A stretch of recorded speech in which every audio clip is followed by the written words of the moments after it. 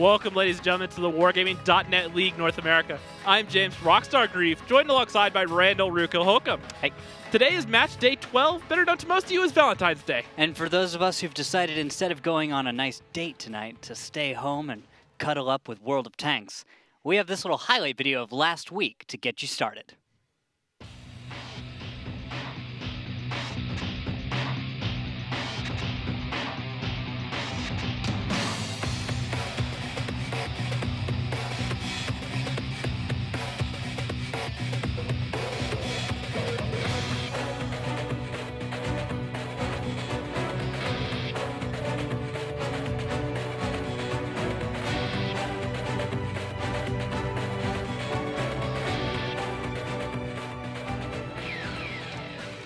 And taking a look at the standings, we have Apex leading the way with 32 points, 12 points behind them. Second place sits Eclipse, and 1 point behind them. Third and fourth place are tied with Dare Rising in top tier. Aquatic M60 starting with 16 points in the lower half of our bracket.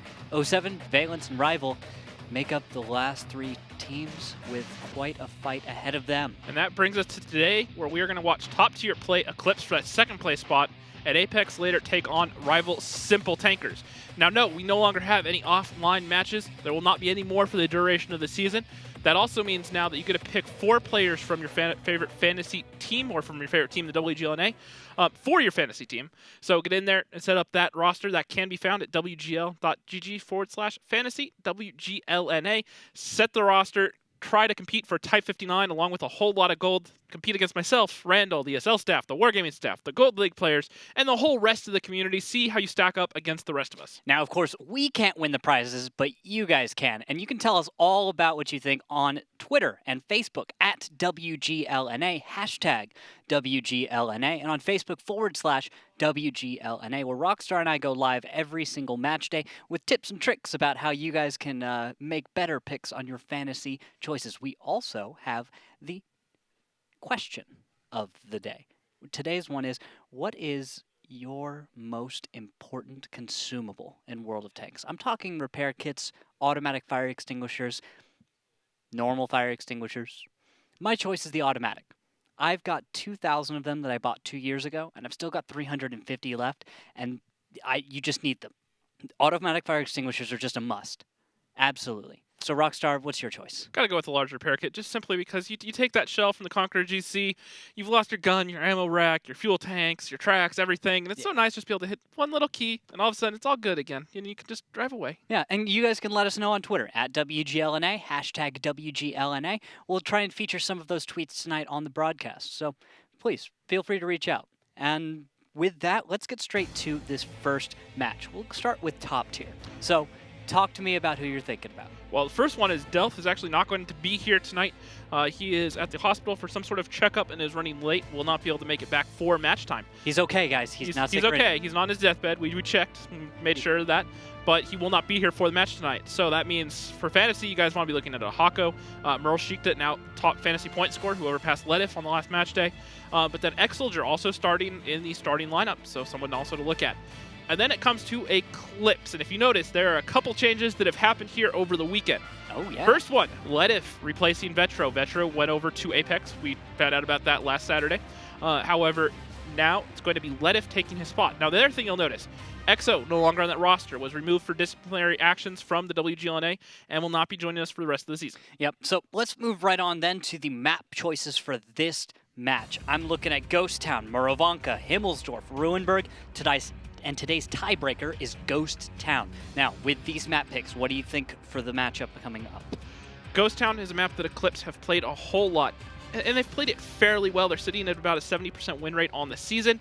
And then, just looking at the map pool, the few maps that top tier play exceptionally well are not even in the map pool. So that means that this map pool really, to me, favors Eclipse more than top tier, and you already have to give this to top tier before you look at the map pool, or to Eclipse before you look at the map pools. Yeah, because Ghost Town, for the most part, is a little bit Eclipse-sided. The attacking side to start this one off for top tier looks a little bit rough, but defense, they could take this 1-1 to start. And that's how it's going to have to be if top tier are going to want to get a win. They're going to have to grind this out. Exactly. It's going to have to be a long series for them, because the thing is, Eclipse is a top tier team. I sorry. See what you did there. Yeah. See what Anyway, you did there. they're the expected guys to come away with this. But top tiers right now on a hot streak. So they've been getting win after win after win. If they can take all of that confidence, that kind of momentum that goes with a bunch of wins in a row, maybe they can take Eclipse today. But that also depends on Eclipse and where they are today. Because if Eclipse is better for having Ledif, that probably makes this all the harder for top tier. Now, two things here. First, the most recent losses for top tier are actually coming against M60s and Apex, so that they still have not gotten to the point where they can compete with those top teams. But now we can ask them about it as they join us on our face-off right now. Gentlemen, welcome to the face-off. We have Pompous and we have Master P. Oh, hey, Pompous, how you doing? Sorry to interrupt. Hello. Hey, okay, we'll start off with you then, Pompous. We've got a question of the day. What is your most important consumable? The one I use on pretty much every tank is the premium consumable for each nation. The coffee and tea, the pudding and tea, Rations. the baguette stuff. The good stuff. Oh yeah, that gets a little bit expensive, but if you're good enough to not take a little bit of shots, it's worth it almost all the time. Absolutely. All right, good answer right there. Let's move on over to Master Pupil. Are you prepared with your answer to the question of the day? Yeah. Second consumables, right? Yeah. All right. Yeah, I just have to go with the large repair kit. I'm a simple guy. Heavy tank player, large repair kit just does me wonders. I make a lot of mistakes, so being able to make up for them with that, it's nice. A simple man with simple needs. Yep. Yes. Hear you right there, Pupil. All right. So we just went over a couple big roster changes coming out for your team. Why don't you go ahead and walk us through who left and who's coming in and what you expect out of them? All right. So yeah, Exo got kicked. We're sorry to see that. We really loved having him on the team. It's very sad that it went down the way it did. But we brought in Ledif after having Vetra join Apex. We got that news, so we asked Ledif, and he's on the team now. So we're hoping to fit him into the starting lineup and see what we can do with him, even with Exocon. And what role is Ledif expected to play? Where do you think he fits in that role? Is he medium, a heavy, light tank? What are you thinking? See, he said it himself. He's not really like a designated class player. Like he feels like he can play most classes like decently. So we're going to try and see like if that's true and try and fit him into different roles. I mean, he's got a lot of map knowledge, so it's really good. Like whatever position he plays. All right, thanks, Master People. Pompous, we'll jump right over to you. I want to ask you about the Action X, because this is something we've been chatting about on Twitter and all of that. I know, but talk to me about the Action X, all right? Why is it good? The reason why we brought it on steps was because we knew they brought Artie, and the E5 was too slow, the Crown Vong is too slow, and we needed a tank with good view range and that had good reverse speed so it wouldn't get, destroyed by artillery. So the Action X was a good choice for that. I was going to bring a Leopard 1, but Rude said no, so I brought Action X instead. Do you think the ammo choices are actually something that makes it a good choice of a tank? Yeah, actually, when the rival pushed up the right up the middle of the batch, I actually did about 1,000 damage with 2 shots with Hesh. So yeah, it really did pay off a little bit in that game. All right, thanks for the insight, a lot, Pompous. Actually, thank you guys both for joining us on the face-off. Any final words before we let you go? No, and if you guys are worrying about Delth, he's fine. He's just he's had a disease for a lot of his like younger life, so he's got to do checkups every once in a while, and so he's got to go to the hospital. He'll be here later tonight. He might actually play, but we'll see. All right, thanks for the tip. All right, Pupil, any final words? Good luck and have fun, my dude. All right, thank you guys so much. We will see you on the battlefield. All right. I'm glad we got that insight. That was what I wanted from Pompous, because to give a little backstory, Rockstar, myself, and Pompous on Twitter just started going off a little bit about the Action X because we saw it the other day. And the thing is, I love medium tanks, so any medium tank on the battlefield is automatically a good choice for me. For you can be a little skeptical, and there's nothing wrong with that. But Pompous was firm on the fact that he liked the Action X. No, by all means, he has some solid points. The artillery, knowing that they bring artillery, not wanting to be in a slow heavy tank. I get it. But you also have to look at how the tank handles in the position. And my main beef was you're playing a hull down where you're going to be shooting at tanks from a long distance, and that Centurion Action X turret is not the most reliable. So in those sort of situations, and he did work by all means. Not discrediting that, but I want to see it used more often and see if those weak spots the Centurion Action X brings can be exploited a little bit more often. Yeah, it's like with the Batchat. It's one of those things where the armor at face value looks like it shouldn't really work, but then you get those bounces, right? Yeah, the bounce chat, yeah. And what he mentioned a few points which are really important to look at when you're watching some of those lesser commonly used tanks, like the Action X. The Action X can bring APCR, Heat, or Hesh, and all three are viable rounds. And he mentioned that he used 2 of them on the Assault. So if you're up against Batchats, you can load Hesh. Yep, at distance, the APCR shell's typically better, but then when you're playing against, say, German heavy tanks or other heavy tanks, you want those heat shells because they go through armor better. Also, Heat doesn't matter what range Heat shells work at because it's a shaped charge. Maintains the same penetration values. Yeah, because the thing is, the way a Hesh shell, heat shell actually works is it makes contact, and then it kind of sets off the charge, and then it shoots like, a superheated jet of copper, if I'm right, just straight then burns through the armor. Right. Well, we'll have to see if top tier can fire those copper shells through the tanks of Eclipse as we're getting ready for our first battle right now. Town. The first absolutely symmetrical map, made especially for 7 versus 7 games. The teams start the battle on opposite sides. There are numerous ways to attack here. One of the bases is located in the central square, the other one at the top of the city. The hardest battles are usually fought for the top base, and this calls for the use of heavy tanks. Sometimes the teams choose fast tanks for spotting and base capturing. all right, Rockstar, we're here for battle number 1. Let's take a look at these tanks. Top tier, 250Bs, an E100, an IS-7, a T-57, a Batchat, and a UDIS. Eclipse, 250Bs, one of them driven by Ledif, 2 IS-7s, a Kronwagen, a Batchat, and an RU-251. All right, so with those 250Bs on either side, makes sense. It's just a normal choice for this map. E100 versus IS-7s. How do you think that's going to stack up? I expect those to be meeting each other in the middle. Well, the T-57 has, like we were just talking about, has those heat shells. So when they go up against those E100s, the flat armor, they should pretty much go right through, even if they're slightly angled. Where the APCR shells typically out of 50B might struggle a little bit more. Oh, look at this. Rude Awakening's going for his jump, and at the same time, on the other side, Dark God Zim just about running himself into Mariel on an opening scout run. We'll jump right back over to that UDES on the far side of the map, though. And if you look at it, opening set from Eclipse is not too aggressive, and I see Blind Fire coming out towards Rude Awakening's old position as he's going to shift out. And this is going to be a very standard defense from top tier. Eclipse just, once again, looking for those early rotations. Some teams tried to go with just a blind rotation through the 2-3, get in aggressive in the south, and box teams into that north 1 cap quickly. So a lot of teams have started doing this. We've seen it out of Apex, seen it out of 07, where they just set up really passive down here in the south, and they try to catch any sort of early rotation. You could call it a trap, but it's only temporary. This by no means is their final plan. That's why I don't like calling it a trap. This is not, we're going to set up like this and hope 100% of the time they drive into this. We don't have any way of knowing. This what is percent of the time are you going to hope? Yeah, well, you're going to hope for about the first 2 minutes. I don't want to put a percentage on it. You're just going to hope for the first, 2 minutes. Let's see if they make a rotation. And then around that 2-minute mark, I'd expect to see these tanks start rotating out and driving towards their plan B, whether that's to attack the 2 cap or the 1 cap. Really remains to be seen. And that's the other thing they're doing right now is they have the RU-251 in the south, the Batchat in the north. So what they can do is they can get that intel. And so while they're sitting here, they can figure out where the tanks at top tier are and then decide on a game plan which cap they want to attack and go from there. All right, well, there's some spotting up right now. Looks like Mariel is going to be spotting against, it looks like Tigers. And I think one shell did connect, so Tigers going to... Mariel snuck one in there to Tigers, but then Mariel actually dropped his clip and started reload.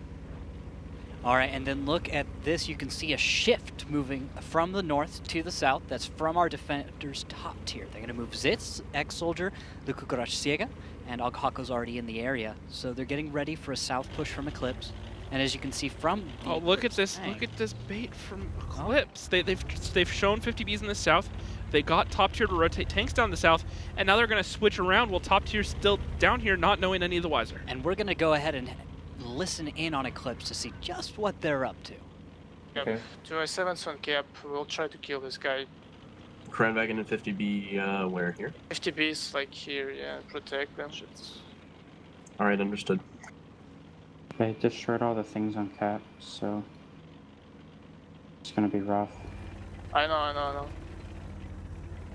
We need to get back then, because they're just gonna reset us. I know, but he need to reset like a lot of times. These guys you need to protect here. If they'll push you can go back and these I7s help. Do you want to You play the just ramp? can do it first. I think if they don't have anything, who do we you want guys on can, ramp? push across and spot the Udas. Hello? Do you want Who do we want on ramp? Yeah, what's up? You're You on wanna ramp, play Jack. the ramp, you Jack, need to I'm play going to ramp. the cap. Okay. Or, where's well, the bottom no, part we of both this? have to go cap, actually. Sorry. Yeah. Yeah, both. I'll play the back part of this ramp. Lol, he's shot. Well, you can't make the crossing if the i7's there. Okay. Are we watching for him? He's gonna let you take Let it it, if you let pull it, out any further. let's poke at the Me same and well, Photo are as soon as going. the i7 is gonna cap, we'll poke at the same time on him, okay? Okay. We don't need to do that. If they have an I7 here and a batchet over here, our tanks can just go here. We'll kill the Udas and then set up no, our I don't. else coming They in. have way too Do much. we I want to? think. Do we want to get on cap or do that? We're both on cap. Okay. Tigers, are we doing this peak or no? I guess not. No peak on the i7? No, We're still guys, capping you though. need to stay here. Let him go to third on cap. The Udas is shooting.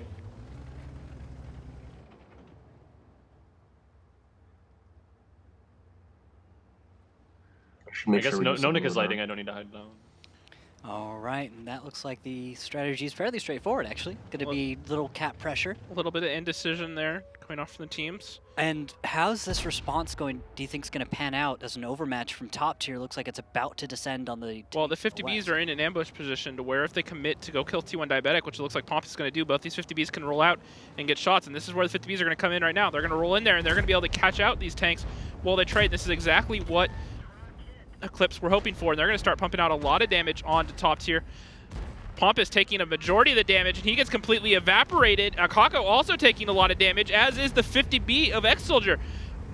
Good trades coming out from Eclipse, but they've already lost the Kronwagen, the RU, and they've taken a lot of damage amongst their tanks, going back and forth, and top tier are actually the ones ahead on this right now. And Eclipse looks like they might be able to bring back with some momentum. Their autoloaders haven't expended all of their ammo yet, so there's still a chance for them to make something happen, but it looks like that's going to just evaporate right then and there. And let's take a look at the hit points, Rox. 6K and a little change for Eclipse. Top tier's about 1,000 ahead. So yeah, top tier should be able to take this momentum and carry it through, but just they have to be careful. They can't get too aggressive. They can't get too crazy. Yep, and actually one of the I7s has left cap. Photo Finish has gone back, but the UDES is pegging away at him. Hits him for 432, and he's now in a really awkward position. He does get the penetration onto La Cruceciga in the background there. La Cucaracha Ciega. It's a tricky name. I say it, Hayne. That Fixer Reloaded, just change your name. Look at it. Nonix found Muriel, and Muriel's got the high ground on this, but he's not ahead in damage, and he's going to go by 754 hit points. Yep, but now Tigers and that 50B is going to come rolling in, should be able to clean him up, and Ledef is going to come in here and try to help out Drock. Well, actually, they're going to box in Merle into this cap, where he can't get out of there. Yeah, and it looks like, I'm saying Eclipse has got a stronger response in this one. Well, they're going to get this bat chat down, and then they can carry the momentum onto these 250Bs and E100, which are basically all that's left for Eclipse. Yeah, and with that should be Eclipse coming back after let's say a more decisive action. 50B of X-Soldier down to 284. E100 is going to push in here, takes one for 441, bounces off the front of the E100, or the front of the IS-7. Doesn't get the connection there, and he's taking a lot of damage. He's down to 343, and that's going to be an E100 down as Tigers comes around with one shell left in his mag. He needs to make sure this one counts. Doesn't even stop, takes the kill, and now it's down to Exits, and Rude Awakening, and Eclipse managing to pull this one out. Oh, and Exits barely missed the shell that could have kind of evened this one up for him and given him a better chance in it. As like he goes for what he can, but another missed connection onto No-Nick, no skill. That's not good there. That's going to be No-Nick going down, getting a little bit too aggressive. And Exits is going to just drop right into the courtyard, we like to call it, where he can try to reload. Rude Awakening is going to cover him in the UDES. And but now these 50Bs are going to back up. They're going to get an angle, safe on cap. And all Drock has to do is sit here and proc light Exits. If he tries to leave, Drock can easily take him down with one shot. Also, look over at cap. You can't see it on the shot right now, but Photo Finish is pushing the Batchat Corpse. So it's in the way, or the RU Corp, excuse me, in the way of the UDIS from getting those resets. So now they have double cap pressure going, and Photo also has a clean shot onto that Exits if Exits tries to poke right there. Oh yeah, great hold down position for an IS-7. Already a tank that doesn't necessarily need the hull down, but I mean, you give it to him and, well. Well, now I just don't see much that UDIS can do unless he has some HE shells loaded. He might. It's possible. And Exits is going to come around, Get try the to spot. bait Drock. And there's the HE. But it 95. doesn't matter. The 250Bs are tucked in on the cap in the north. Now, Drock misses. Now, Exits can clean this up, but Photo Finish from the cap has that perfect crossfire setup, helps out his teammate. And now there's only 17 seconds left on the second base in the south, and this is going to be Eclipse pulling this one out of the fire. Oh yeah, and that's on attack, by the way. So something that usually you don't expect. Defenders kind of do a little bit better than that often on this. Now, map. something I will say is maybe Eclipse and Tigers pulling something from Wallhax's book here. Tigers got to play alongside Wally for a little bit, maybe picked up some stuff, because that was a very fluid strat, very clear rotations, especially once the engagement started. Something that Tigers has kind of struggled with a little bit in the past. He's very set play oriented. Now, provided he's one of the best at it we have on the server, but where he struggled is in that very fluid open play. Yeah, and that's needing to improvise in the moment. Yeah, exactly, and that's something that Wallhax has always been exceptionally good at. And so, seeing that come out of Eclipse here definitely gives me a little bit of hope that they can still challenge Apex. Yeah, and from top tier, I had to admit that I liked a lot of their play as well. I think there's merit for both sides, but that Eclipse just played this a little stronger. So top tier showing up today and really, and in battle number 1, showing us that maybe this isn't something that we can really gloss over at all. Because Eclipse is a good team, but top tier is often underestimated. Look at all these fantasy points coming out here. Photo finish, 91 points on 3K and 1 damage. Or in 1 kill, but then Tigers also getting the cap pressure. Ledif also getting cap, both above 90, so a strong start in the first game. Well, I mean, with kills and cap, you almost kill every tank, and then you cap too. That's an amazing way to start off a battle, right? And then the other thing to look at here, which really didn't help top tier, was Fixer Reloaded's play in that E100. He missed that point-blank shot onto the IS-7, and if that IS-7 had gone down, that means that E100 probably doesn't take anywhere near as much damage as he did. He's alive, he gets another shot or two off, and all of a sudden that's a battle tipped in favor of top tier instead. So you can never write out, the mistakes of one person can affect the whole team. Yeah, it's those little details that change the entire course of a battle, but there's no way of really knowing is the one thing I always get hung up on is I want to say that it could have changed around on that, but do we really know? Do we really? We'll have to see. It's never. Now, don't get me wrong. It's never one person that's the sole reason, the sole deciding factor of why a team lost. But in that case, it certainly didn't help. Yeah. I guess I was trying to just throw in there doubt. Right. Yeah, because the alternate realities that exist. Yeah, I don't want to paint it like it was just Fixer Reloaded's mistake. And we'll get back to that later because we're ready for our second battle. Top tier coming in with 250Bs, an IS-4, 2 Bat Chats, a T10, and a WZ-111. Eclipse, a 113, 350Bs, an E100, a Bat Chat, and Dark God Zim bringing the Udis. Udis has pretty much become a staple. We saw a few teams get away from it, but it looks like Eclipse and top tier both opting for it while on defense. The damage is there, right? The camo is there, the profile is there. And it's fast enough to do the climb. Yep, it's mobile enough. Yep. Well, the only thing I don't like about it is it's very one-dimensional in the sense that it can basically just play that one spot on this map, and other than that, it's, I don't want to say worthless, but it's worthless. That's what it's there for. It's there to play that one single role. And thanks, Shannon Freer, for shouting out to us about Repair Kit right there, answering our question of the day. You can tweet at us at WGLNA, hashtag WGLNA, answer our question of the day, and you might be featured here on the broadcast. Now, Rockstar, looking at this opening move, we got a nice southwest push from top tier. Nothing too aggressive, but the WZ-111 is going to be heading off west with an IS-4 backing him up. So a strong position to play on the southwest of the 2-cat. Usually only one tank is going to play this position, right? Yeah, and now something to look at here, a segue from what you were just talking about for a second. Look at how Eclipse have set up. Have you noticed how they're not as committed to that to the 2-3 line like top tier were last round, right? So what they're set up to do is, well, actually they're not even going to do what I figured they were going to do. It looks like they're just going to make a hard 2-3 line push. Yep, and it's just going to be right down and around, possibly come in from the southwest. You've got a Bat Chat moving in for spotting. And with that, actually no, it's going to be a little bit more aggressive maybe even. And that E100 is going to be what we call the anchor, where he'll just hold a position and hopefully everyone will just flex around as needed. Ideally, what'll happen is your opponent's going to try and push either onto the cap, maybe try and aggress in any number of directions. But where I'm worried is if we see an attack from the north, that's about the weakest point.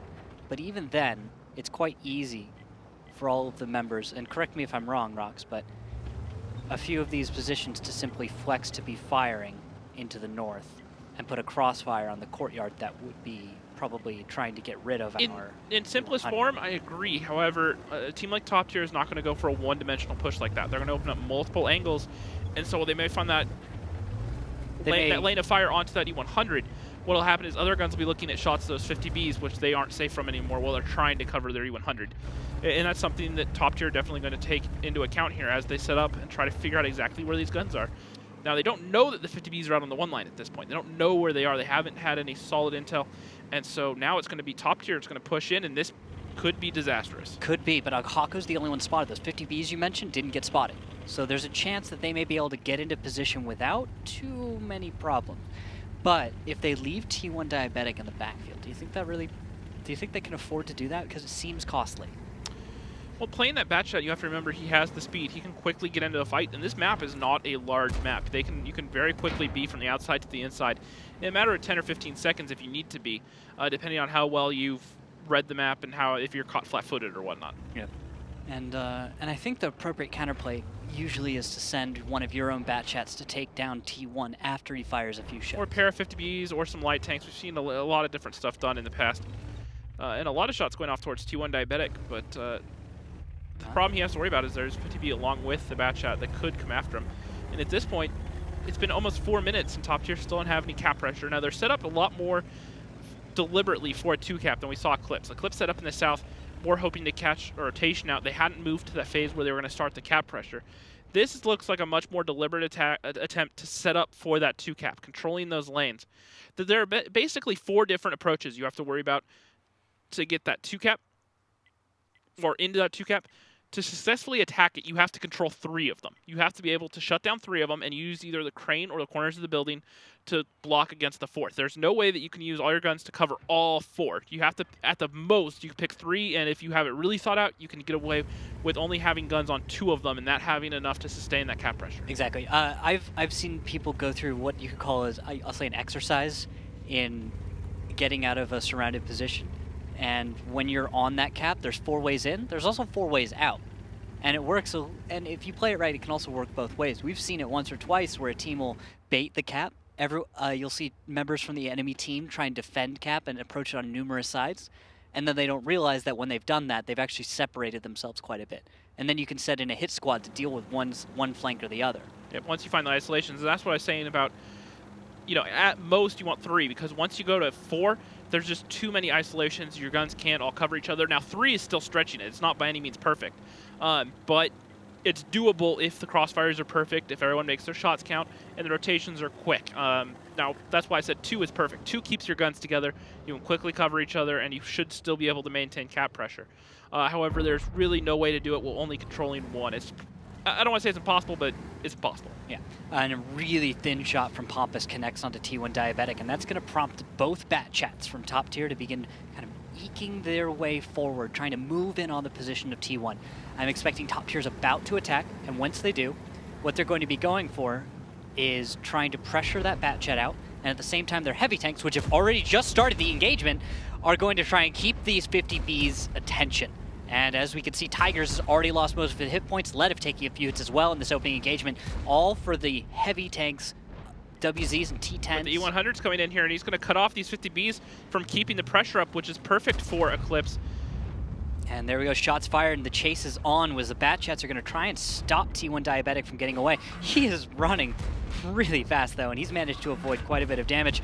He's not even quite dead yet. And the 50Bs are going to be coming off a reload soon, at least Ledif and Tigers will be. T1 Diabetic has already gone down, though. And now Photo Finish is going to push in here, take out Rude Awakening. Fixer Reloaded is going to snap a shot off into Photo Finish, but they're going to keep the pressure on. They know that this 50B is probably on reload or just off of it, and they're going to find out that he's off reload. Photo Finish is going to take down Fixer Reloaded, however. Exits picks up Tigers. Back and forth stuff. Photo Finish just keeping the pressure up onto X-Soldier, and this is going well for Eclipse, but they're not out of the woods yet. Not quite yet. The damage needs to be there, and everyone from Eclipse is still grouped up. That's the important thing to note about this fight.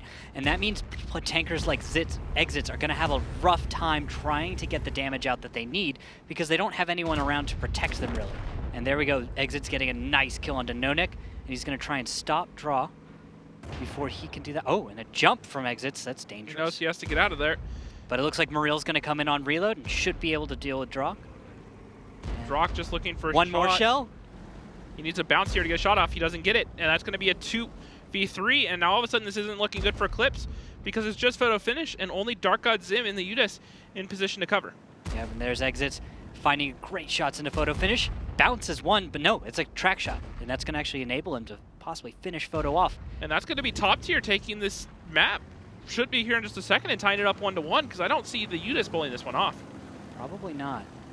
UDISs rarely are able to do that, but health pool-wise, 2,281 hit points. Now note that being a tier 8 versus 3 heavy tanks did not stop Chase Potato in that Dare match off broadcast a month ago, but it's still highly unlikely.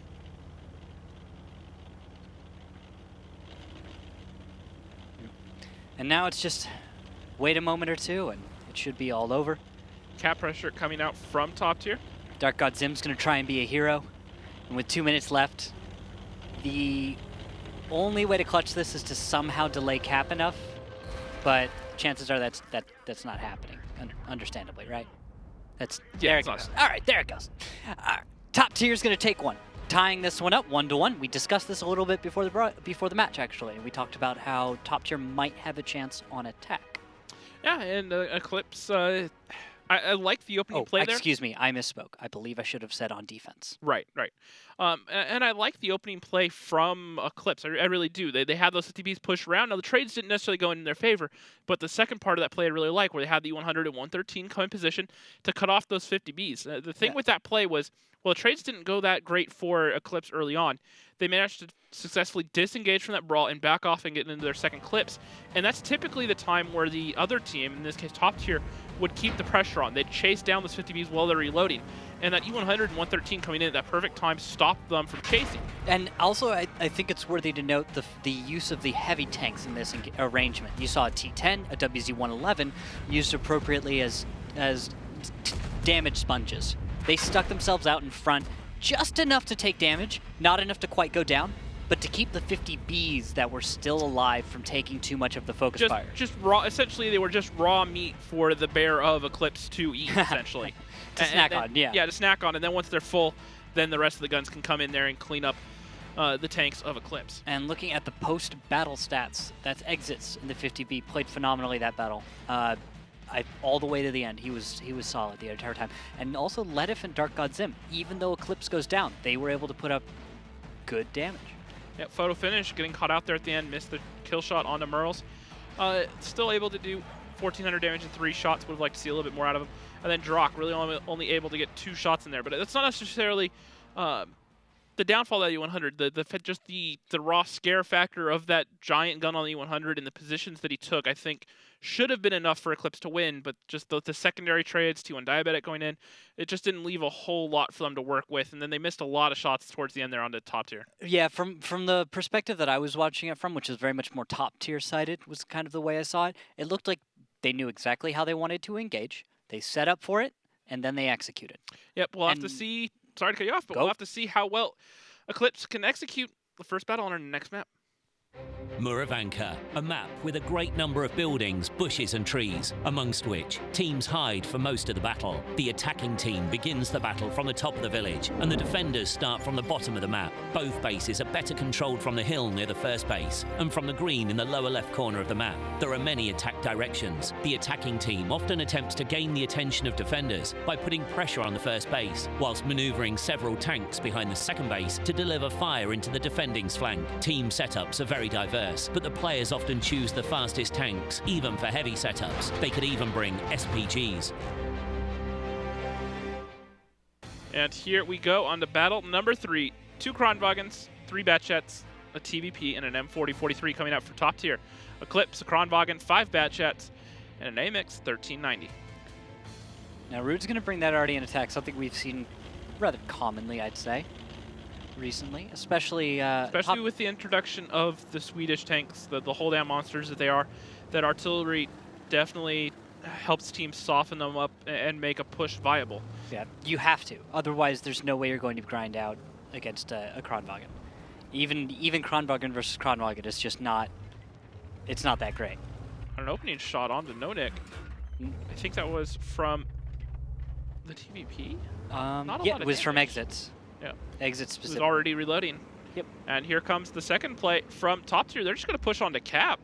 And that's going to be what we call cap fast, and at the same time, I like the call. This is Eclipse kind of knowing what's up. They're in position to stop the cap, and you can see beads already onto those tanks. Akako taking one in the turret, and that's going to prompt a press from Eclipse. They're going to be moving in from the west side, the south side, and it's going to be up to top tier whether or not they can pump out more damage than they're about to take. Yep, and now Akako's going to push around. He knows that he's going to get some free damage onto these Batchats because they do not have a lot of armor. However, X-Soldier does go down for top tier. And this is not looking good for him right now. As look at all this damage going on to him. Fixer Reloaded getting lit up. An ammo rack on for Akako, and this is almost over before it started. Yeah, and this is what we see a lot of teams hesitate with early on when they put cap pressure on. But it looks like top tier took a risk, hoped that Eclipse wasn't already in position for a counter. Unfortunately, that risk didn't pan out for them this time. Eclipse knew what was up. Well, and the thing you have to worry about with these sort of Batchat lineups is just the raw burst that they have. You can really quickly underestimate the power of just a couple of Batchats and what harm they can do to you. And in this case, you know, a couple tanks pushed around, and it was just Drock and Ledif back there, essentially, and they were able to hold off Akako, the other Kronwagen, and one of the Batchats pretty much single-handedly, with only a little bit of support fire coming in from Photo Finish. Yeah, I mean, Mariel's going to be able to take on Photo Finish in the south. That's great for top tier, as it looks like there is actual damage being dealt. Dark God Zim has been taken low as Pompous is chasing him, and Akako is reloaded just in time to keep doing any work at all, while T1 Diabetic comes in. And this isn't over, because look at this. There's a lot of trades going back and forth. Now, exits will go down to Tigers. On fire. On fire. And now remember, there is an artillery still alive for top tier, so not only are they down by about 1,000 HP, but that's an artillery, which you can't looks like count Tigers on. doesn't care. He's just rushing Pompous, understands that probably doesn't have enough damage loaded to deal with him. And there we go, Ledif. Nice teamwork from Tigers and Ledif. Now, Merle's one of the top fantasy point scorer. It's the last one left alive, or second to last one left alive for top tier right now. And he's just trying to get away, open up the rest of the map, appear somewhere else than down there in that bottom corner. Yep, and Rude Awakening is hoping that he can get his reload in before he's found, as he is hiding in literally the farthest northeast-west position that he could possibly hide on the map. Yeah, but I don't think it's going to stop Dark God Zim from finding him. Actually, Dark God Zim doesn't spot him. Now there he goes. There he goes. Just in time. 6 seconds left, not enough time, and he's going to go down. And now, the HP is not, this isn't impossible. This is tricky, though. Muriel's got to play it smart. He can't get spotted, not in the opening. And he can do this with one clip if he makes his shots count. The thing is, he just can't take any shots in return. 364. He would have to have a low roll from a Batchat to stay alive. He could take one shell from Dark God Zim. The 1390, but yeah, that's, but looking at the other two Batchats alive, if they even roll average, or even if they low a little bit roll, a little low, yeah. I see where you're going. Yeah. Roll a little low, you know, he's done. So he has to just be real careful with the angles he peeks and not take any damage at all. What he's going to do is he's going to be trying to find places where he can get one shot off and leave, right? Because that's what you hunt for. You look the tricky thing is he doesn't know where any of the guns for. Oh, he doesn't know where Dark God is. And remember, Muriel is attacking right now, so he has to find these guns or get the cap pressure. So, hoping to get a shot off, he looks for it. He fires one off, misses. Now he has to make everything count, or he can't do this with one clip. He can't stay here. That's the problem. He can't. He's been spotted. He knows he's got to leave. He's now fighting against the urge to stay and fight, which is, I could admit, it's tricky to deal with right now because the decisions to clutch this are oh my God, that is complicated to think about what he's got to accomplish to get a clutch. Well, and a certain amount of luck is going to be involved here. He has to come across these 1v1s at the right time, and that's how he'll win this, is getting a series of 1v1s. And that would essentially be Eclipse's mistake, a lot less to do with Merle's play. Absolutely. Now, what he doesn't know is where the other two members of the enemy team are, because that's the tricky. It's like, all right, I've seen T1 now, but I saw him leave, right? And you can see T1 right now is sneaking around the other side. Muriel doesn't realize where he is, and he's just about to find his target, just in time to not get the shot that he wanted. And Muriel's just going to move on up. And he misses. He's going to go for the ramp. He gets the ramp kill, but he's not able to pick that up. If he had gotten that shot onto T1, that would have been the most amazing thing in all of tanks. That would have been insane. He came close there. He didn't die to that ramp from the 1390. He just barely missed that shot onto T1 Diabetic. And if he'd made that shot, that could have been a clutch. Okay, well, but we'll move past that. We'll move past that. That one's a solid win for Eclipse.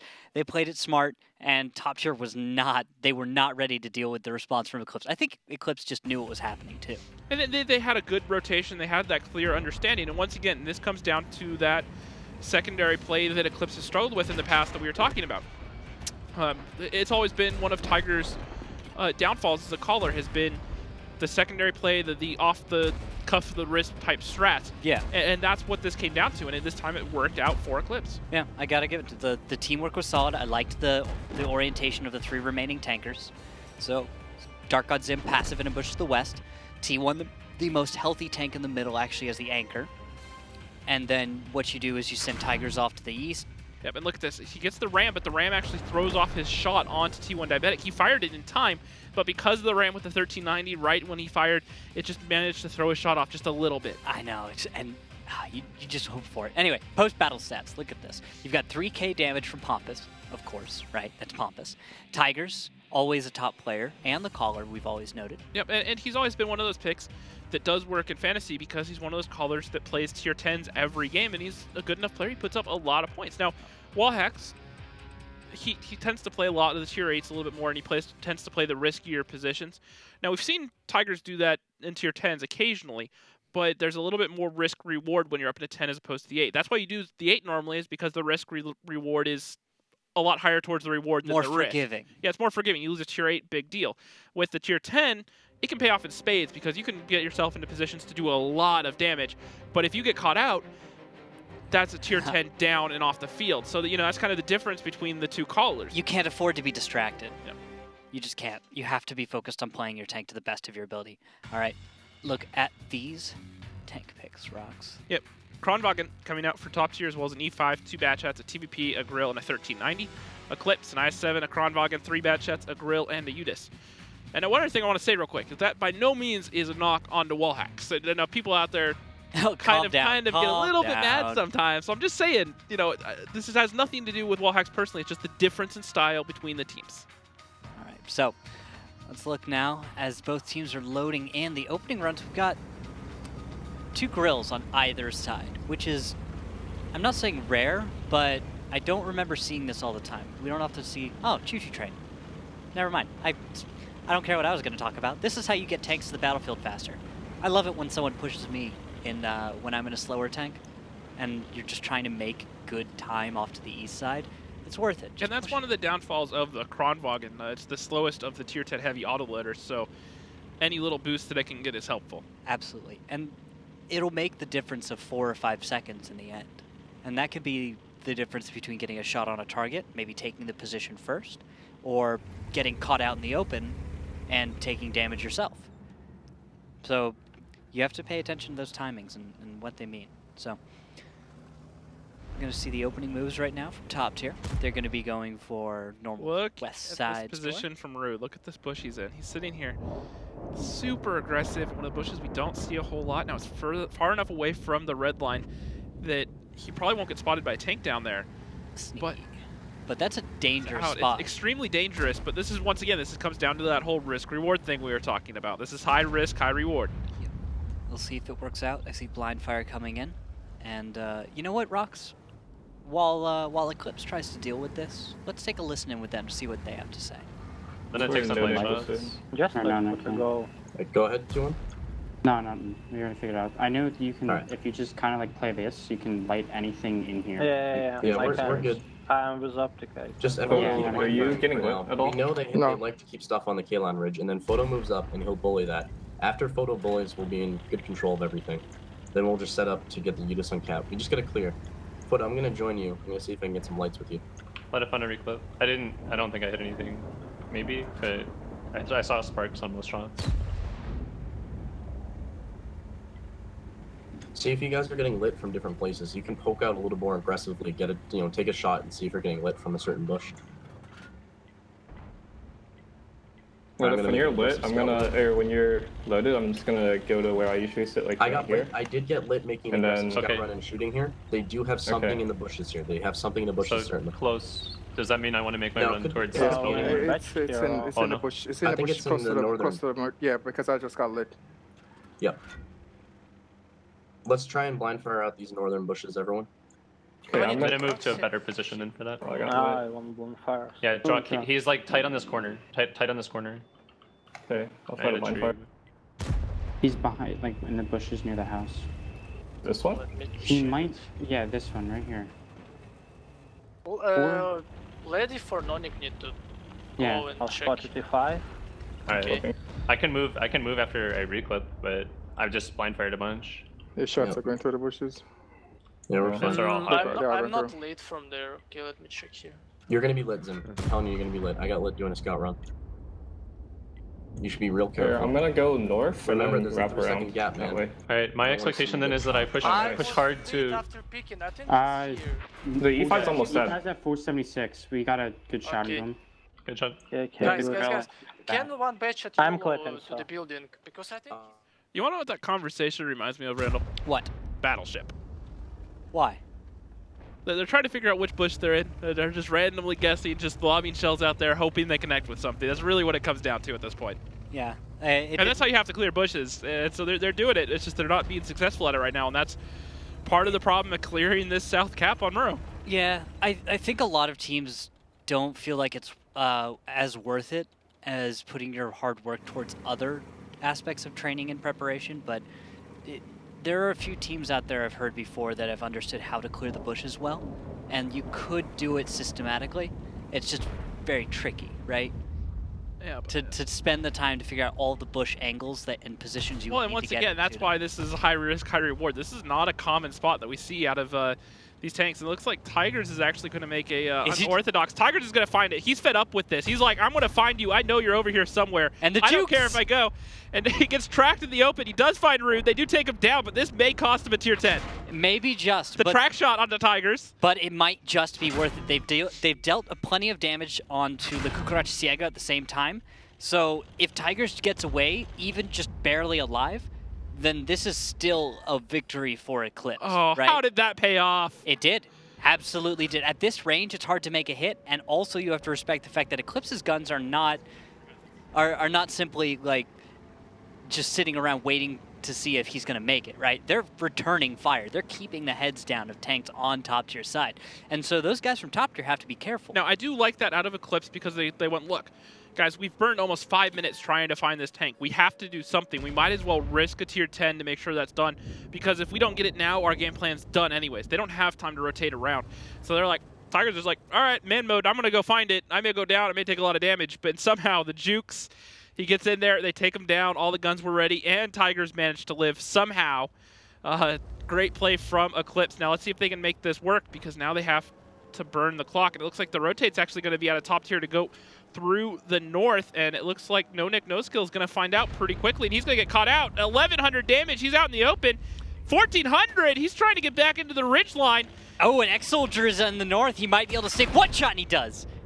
And he's going to take down No Nick. All right. Now Eclipse still up on HP, but the positional advantage still has to go to Eclipse at this point.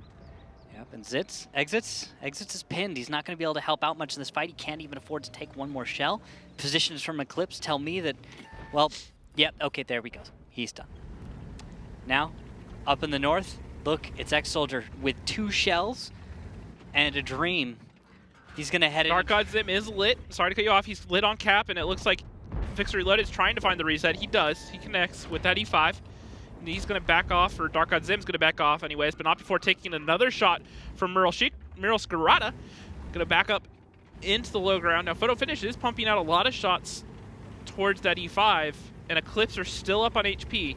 Now, the problem is X-Soldier's just kind of taunting them. He's away up in the 0 line. He's pulling tanks away from the fight, and there's only 3 minutes left for Eclipse to close this out. Yep, and that's a solid play by top tier. They're just trying to bait that grill away, and it looks like they are going to be able to actually get T1 to start the chase. T1's going to lose a few seconds of defense or potential cap time, which could have been spent, I guess, maybe pushing the south or doing anything else. What basically has to happen right now is Eclipse don't have any time to waste. They have to group up, and they have to push all the way across the north, go clear the whole border, and come back around. And they have just enough time to do it if they'd gone when they did, but they're actually going to decide that they're not going to chase, they're going to come back.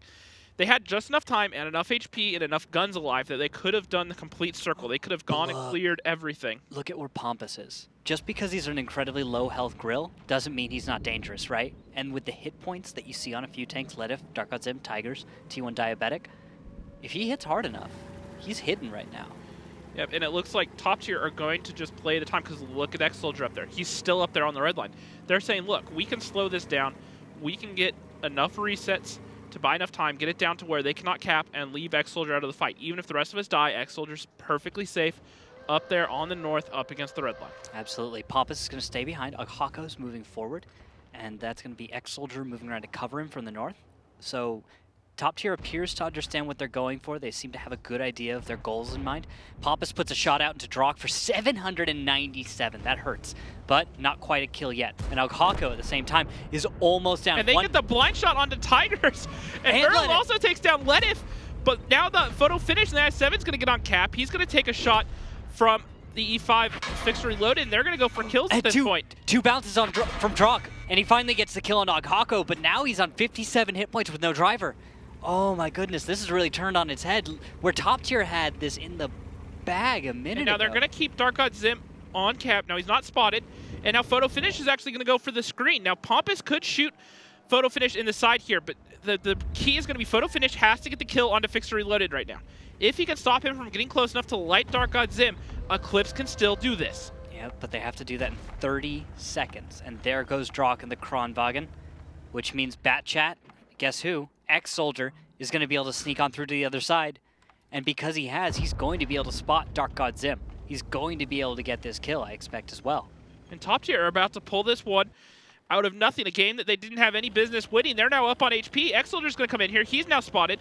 Dark God Zim's going to turn around and run, try to get a shot off. Here he goes. He's got the... There's the reset, and this game's over. This is done. T1 Diabetic, all that remains, 4 Eclipse in the forest. There's no way he can get 3 shots off with the amount of time he has left. And that was squirrely. I think that's how I would call this entire battle. That was well played by top tier. You could see them flexing around, giving and taking ground as necessary. T1 Diabetic misses on to X-Soldier. And X-Soldier might get that final kill, and he does. Top tier. Top tier. Evening up the score. Great play from both teams there. However, top tier managing to pull it out. They just they said, all right, we're going to kind of flex around. We're going to show some tanks. Yeah. Hey, guess what? We don't need to commit. We're going to drive away right now. And it left Eclipse in that kind of gray void. And that's why I was saying that Eclipse needed to push around and try to go for that rotation all the way around. Well, it was going to take a lot of time. It kind of gave more control to Eclipse in a way. Yeah, and Eclipse is a team that, like you said, works very well with the fixed strategies, right? You open up with one play, let your individuals do what they need to do. Where top tier, their play style is much more in line with kind of very improvisational, where they'll decide to react to very specific events and go with more complex or complicated It was reactions. Great play from X-Soldier. He played that just right to where he didn't go down, but he stayed alive, and he became a nuisance. They're like, hey, guys, want to come get me? Well, oh well. And so he never gave them that final kill shot. Just played it ever so perfectly. And look at the damage that Pompous did here. 4,100 damage in 1 kill, almost 70 fantasy points. However, he got outdone by Merle Sheik, the top fantasy point scorer in the league right now, able to do 80 fantasy points. And Merle Scarrata, I don't know what it is Just with his call name. him Muriel. Just Muriel. Why do you use 2 syllables? Because the whole name's there. I don't know. Yeah. But looking at the second page, Fixer Reloaded, who was pretty much key to that win for top tier, playing that anchor position. Only able to do 1,600 damage in 1 kill, but he got a lot of resets there, which is where all those fantasy points come from. Absolutely. So now we're going to be moving on to the next map, Himmelsdorf. And with that, I mean, let's take a moment. I'm going to review some stats. Himmelsdorf is not good for top tier. Yeah, that's what I was going to say. And Eclipse also have a pretty positive record on it. 10 times they've played it, they've won 80% of those games. And most of those on Himmelsdorf, well, it's one Actually, it's loss. An even split. Yeah, I was about to say, both those losses come on each side. Yep. So, it's all that's good. 4 out of 5 on each side. It's not bad. All right, well, let's get ready for Himmelsdorf battle number 5. Himmelsdorf, a small city map. The teams start the battle in opposite corners. Both bases are located close to each other, but in a way that you can't stay on the defensive all the time. The main attack routes pass through the hill, the alley and the railroad, but in general, the attack can be successfully executed through any part of the map. Heavy tanks and tank destroyers with powerful guns run the show here. However, a lot depends on the mobile light tanks. And here we go into battle number 5, top tier on 113, 350Bs, an IS-4, an E3, and an IS-3. Meanwhile, Eclipse, 250Bs, 2 IS-7s, a Batchat, a 4005 Stage 2, and an RU-251. Now looking at the top tier lineup, Randall, does anything strike you as odd?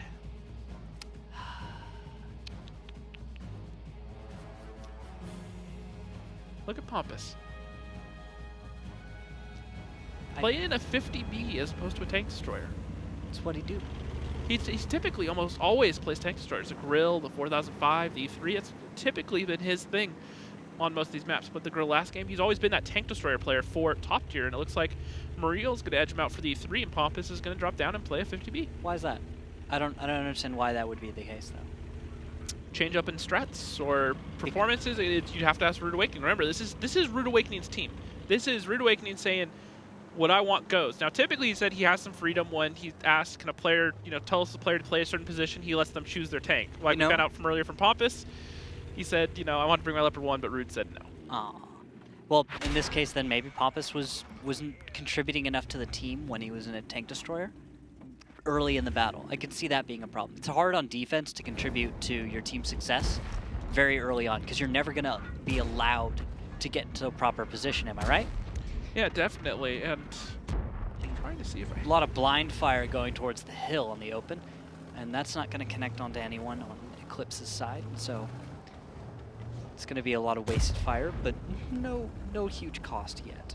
And Ex-Soldier, actually, we're going to pay attention to a position he's playing right now.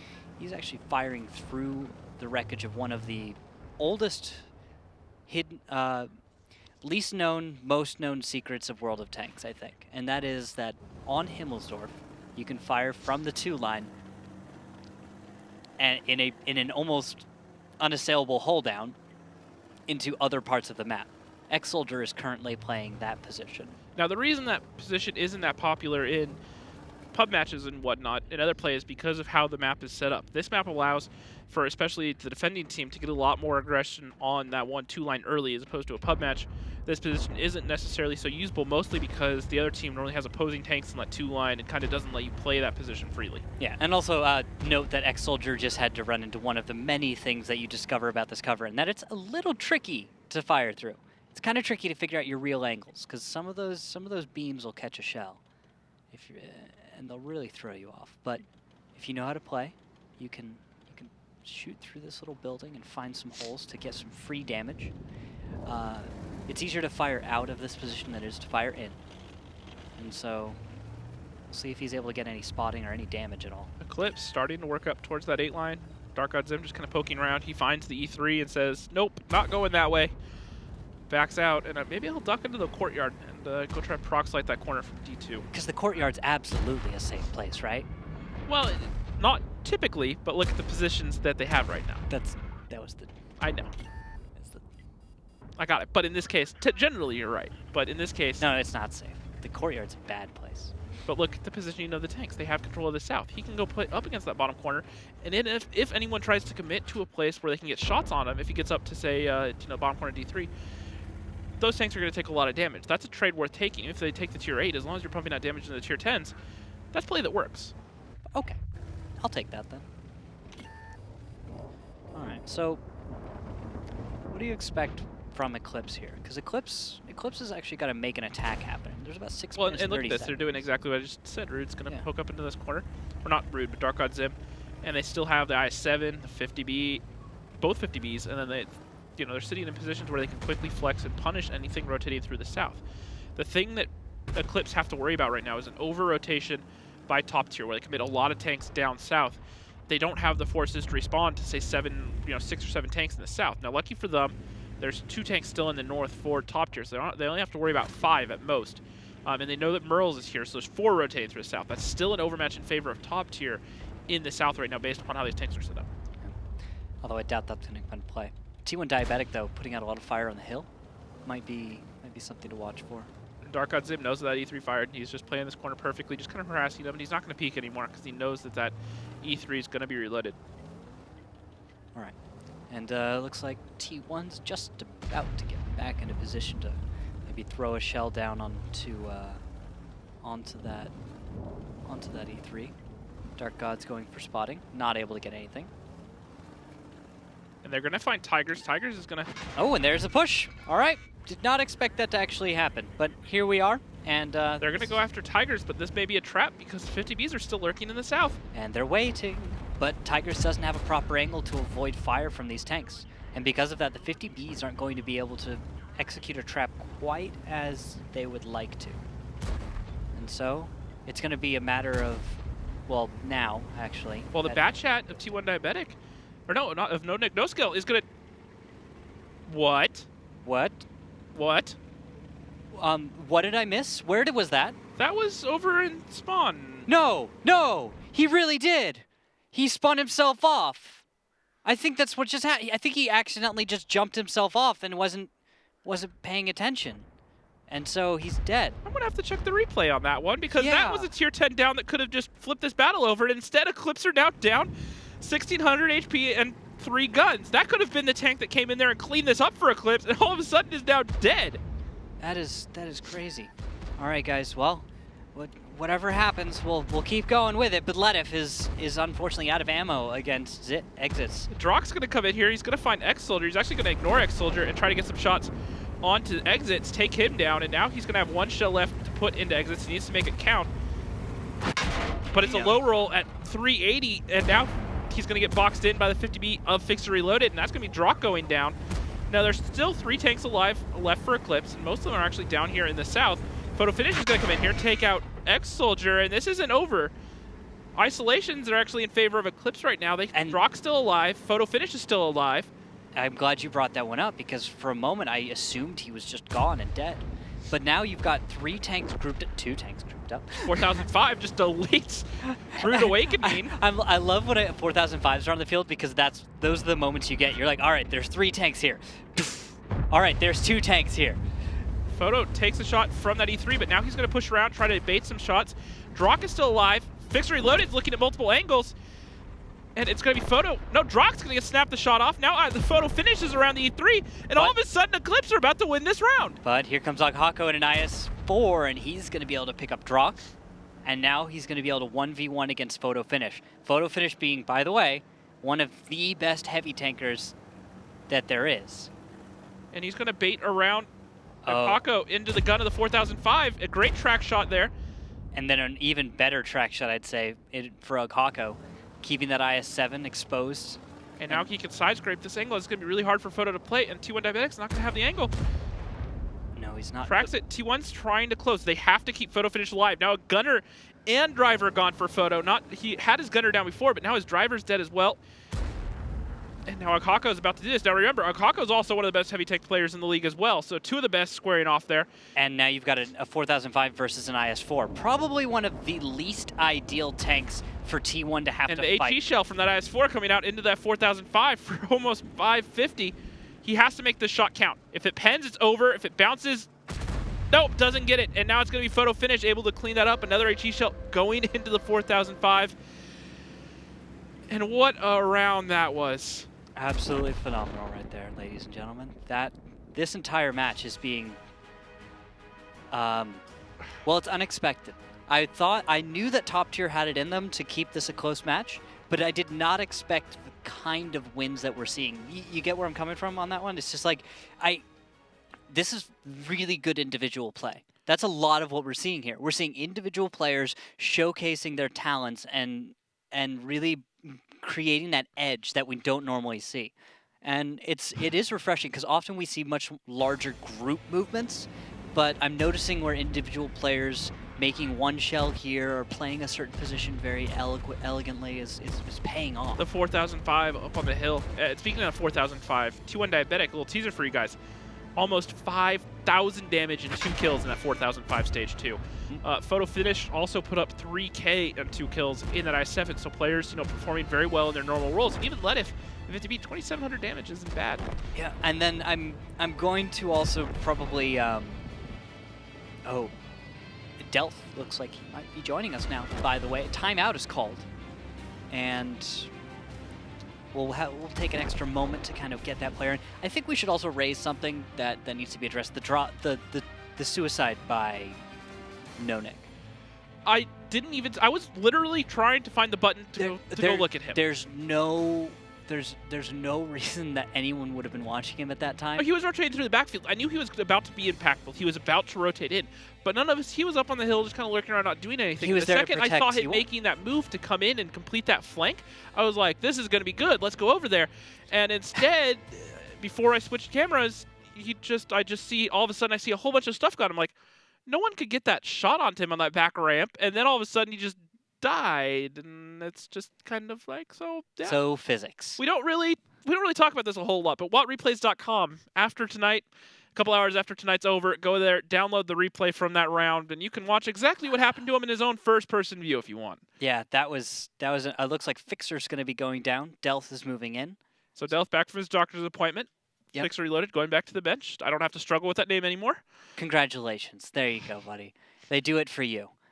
But now we're going to switch sides, all right? We're still on Himmelsdorf for one more battle, and this is the opportunity for Eclipse to tie it up. Yep. And top tier are making us eat our words right now. We were just talking about how Himmelsdorf isn't a map that favors them, and they yet pull out the win while defending. Historically, it hasn't been favorable for them. That's the thing about it. And in this case, well, they managed to win, but we do have to note that Eclipse made a major mistake in this case. And this is a real mistake. Yep, this is No Nick getting himself killed. I don't want to harp on it too much, but that was the difference right there. Because what did it come down to? A lot of individual mistakes and great play by different players. At the end. At the end. Yeah. It was a one-on-one, right? It became that. If that Batchat was on the battlefield, if he'd done any amount of damage, that should have been Eclipse walking away with the win. Exactly. Yeah. And that's the point I'm going to stick with on that one. Eclipse should have had the win. They didn't manage to do it. Now, the other thing is there's also a quote from soccer that comes to mind right now is, stats look good on paper, but football's played on grass. Very similar to this. Stats look good on paper, but tanks are played on a battlefield. And, anything can happen on any given Sunday. Yep. And when those things happen, that changes the entire course of this series. That's a win on Himmelsdorf that Eclipse could have been sitting up 3-2. And then we play another time with Eclipse on defense. And Eclipse, which I'll have to check my papers here real quick, but Eclipse on defense on Himmelsdorf should reasonably do well. 5 battles, 4 of them are wins on defense. Yeah, and they have to win this. They need to keep themselves in this fight, because if they lose this, that's match point for top tier. On Ruinberg. Yeah, exactly. And now we're going, sorry to make you guys think of Ruinberg, but we're on Himmelsdorf for what could be the setup for Eclipse to lose to top tier, or maybe a sick comeback. We shall see. Rockstar, tell me about this tank lineup. Top tier 113. 250Bs, one of them played by Delth, so one of you that wasn't able to switch him out in time, you will get some fantasy points tonight. Congratulations. IS-7, Batchat, 4005 Stage 2, and an AMX 1390. Eclipse, a 113, 250Bs, an IS-4, an IS-7, a Batchat, and a 1390. No Nick, no skill, playing a tank where he hopefully won't be able to kill himself this time. Let's hope. I doubt he's going to play so risky in an IS-7 to flip his tank. It seems, I don't know how you do it, but that would... Yeah, I don't... But to be fair, I didn't see him doing that last game either, so... Yeah. Anything can happen. And Any given Sunday. Yep. All right. We've got Exits and Pompous from top tier moving up to the hill. So this looks very much like the strat we just saw from Eclipse, just turned on its head a little bit. And we'll see if Pompous can make any solid connections early on. We've got Dark God Zim. I like this position, spotting ex-soldier. And wow, Dark God Zim moves his mouse so strangely. You have to remember also there's a lot of latency coming in here. He's playing from Ukraine. Well, yeah, it's the way he jerks his mouse around. I've noticed that when you're observing someone's first person, there's like some tendencies you can see from the way they play. Latency has a factor, but generally it's rather smooth. I think Dark God Zim is one of those guys that just like whips his mouse back and forth. You know what I'm saying? Yep. He just moves so quickly, and I'll have to see if he keeps doing that. But I like studying players' replays just to kind of pick up on their tendencies, because you can see how some players cycle in and out of first person to third person, right? Yeah, definitely. And what's Pompous up to? He's just lurking around on the hill. Just goofing off, doing his thing. Oh, hey, look at that push. Delth, X-Soldier, Oghako. That's going to be top tier, pressuring the east side. They've recognized the weakness there and have decided, well, we're just going to push that. And that's actually going to open it up, and I like the response. Look at how quickly Eclipse is able to move their Batchat and their 1390 into the backfield. And that actually might work out for them later on if they're able to use this. Slow things down up in the north, and then bring everything around from the south and maybe pick off the FV or a Batchat or 1390 on reload. Yeah, but Muriel is going to get in behind the hill, along with Pompous and Rude Awakening in the 1390, and now top tier set up to try to execute this cap. And look at the rotations out of Eclipse. 1390 in the south, 113, and the Batchat all rotating through. You know what, Rox? Would you care to take a listen in with top tier? Let's go for it. Let's go for it. Let's see what top tier is talking about. Get the DBs down here and just YOLO up, or have the bat on the hill. I'm gonna be in position where if they crest the hill, I'm just gonna fall back and have Pompous cover me. I just need you guys to play smart and do damage when they come, okay? What you doing, Conrad? Are we stacking a corner, or are we trying to cover all angles? Look, I think because of how light they are, if they come in here, they're gonna be all in crossfires, okay? So let's just keep. That's gonna be okay. We only have 150 aiming that way. Of course, yeah. Don't peek, don't peek, Pompous. I can't not peek, dude. Exits can't leave. He'll take too much damage. Yeah, Okay. yeah, he can. No, he can't. Can't leave. They might have something behind that. Pompous, you don't have to peek because. Yeah, but we have no one lighting the fucking beeline though. That's the fucking issue. Exodus needs to be lighting it or something. They're gonna probably come up the 8 line now. Exodus, you need to like just like That's be, just like, one poking thing. it That's one thing. every couple of seconds because like I can't light it. Yeah, There's the 113, okay. Yeah, they're They gonna have push two 8. tanks They're over gonna there. push They have 8. two tanks. They're gonna try to push 8, 8 yeah. Just stay safe if you can. Exodus, can you like go They have up, a minute. They're gonna have to out do like something. this? There's the 1390 on the hill. Nice. That bat is probably on the hill as well. Mero, don't waste any of your shots on the 1390. No, I'm not going to. They might YOLO the Exodus, why don't you just DBs get to a cap? kill Why don't you get a Rude. cap here? I am. Their S7 is in position, so he can. Like, Yeah, the push it, 50 push bees, it, 50 push bees, it, 50 push bees. it.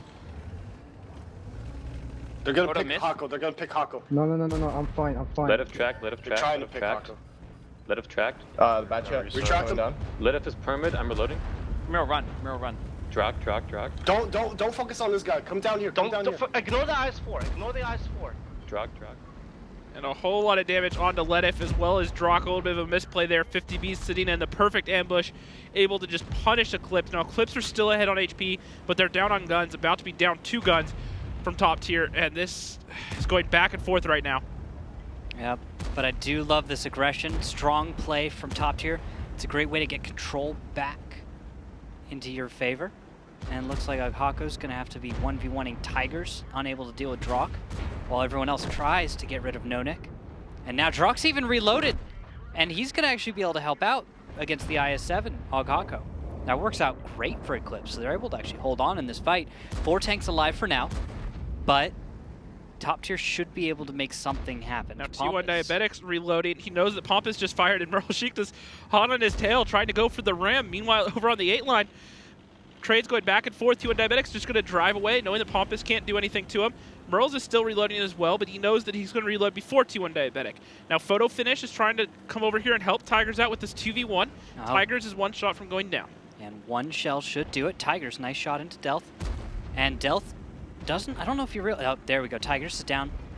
No shells into Photo Finish. And that IS-4, again, that pesky IS-4. And this time it's Photo Finish, and X-Soldier's just going to kite Photo Finish away from this. It's just him and Drock, but Drock's a 1-shotter. And Drock's in a position where X-Soldier might actually have a shot on him before too long. And now Merles is going to come in here down the 5 line, and Drock is moments away from going down. Oh, Pompous misses a shell into the turret of Photo. But so did Photo. And now Merles is going to find Drock, take him down, and now it is all down to this IS-4, who's still full HP provided. He's moving up. He knows that Photo's down the range. He's just magically dodging bullets left and right. I want to see the potential damage he's blocked this battle, because honestly, he's positioned himself very well. And, well, Pompous is loaded. So Pompous is looking for a kill. Oh, nice track shot. That's going to hold photo. And that's actually going to mean that Ex-Soldier and Pompous just wants this. Oh, and it's a bounce! Firing AP! He bounces off gas of the IS-4. Doesn't get the pen. That's classic. That's a classic. Typical IS-4. Bounces everything. Even 183 millimeter guns. Like, it's like a stone on water, dude. It doesn't matter. At enough of an angle and it's just going to right off. Oh, and it's a splash shell. I love it. This is beautiful. Pompous just can't catch a break. Oh, man. But I don't think he's going to care too much at this point because that's now top tier up 4-2 over Eclipse. And remember, the implications of top tier winning this game are huge. This would be top tier going ahead of Eclipse into second place. Now, provided Eclipse have played one less game than top tier, so they still have an extra chance to get points. But at least for today until Thursday, this could be top tier moving into second place. Absolutely. So Eclipse going down right here also can mean that a team like Dare, a team like Aquatic M60s, can overtake them much more easily, as top tier sits currently 1 point behind Eclipse in the standings. So if they win today, they go to second place. Yep, and now we have Ruinberg as our last map, which is a map that's typically 1-1. Which would spell to me that this should be over. Eclipse is going to have to win twice in a row and then go to tiebreaker to take this series. Yep. That's where we're at, guys. We are watching a team top tier who at the beginning of this season managed to what was it? Win, loss, overtime loss, a loss, then like back and forth, wins and losses all over the place. Yeah. Now look at this as far as raw numbers go.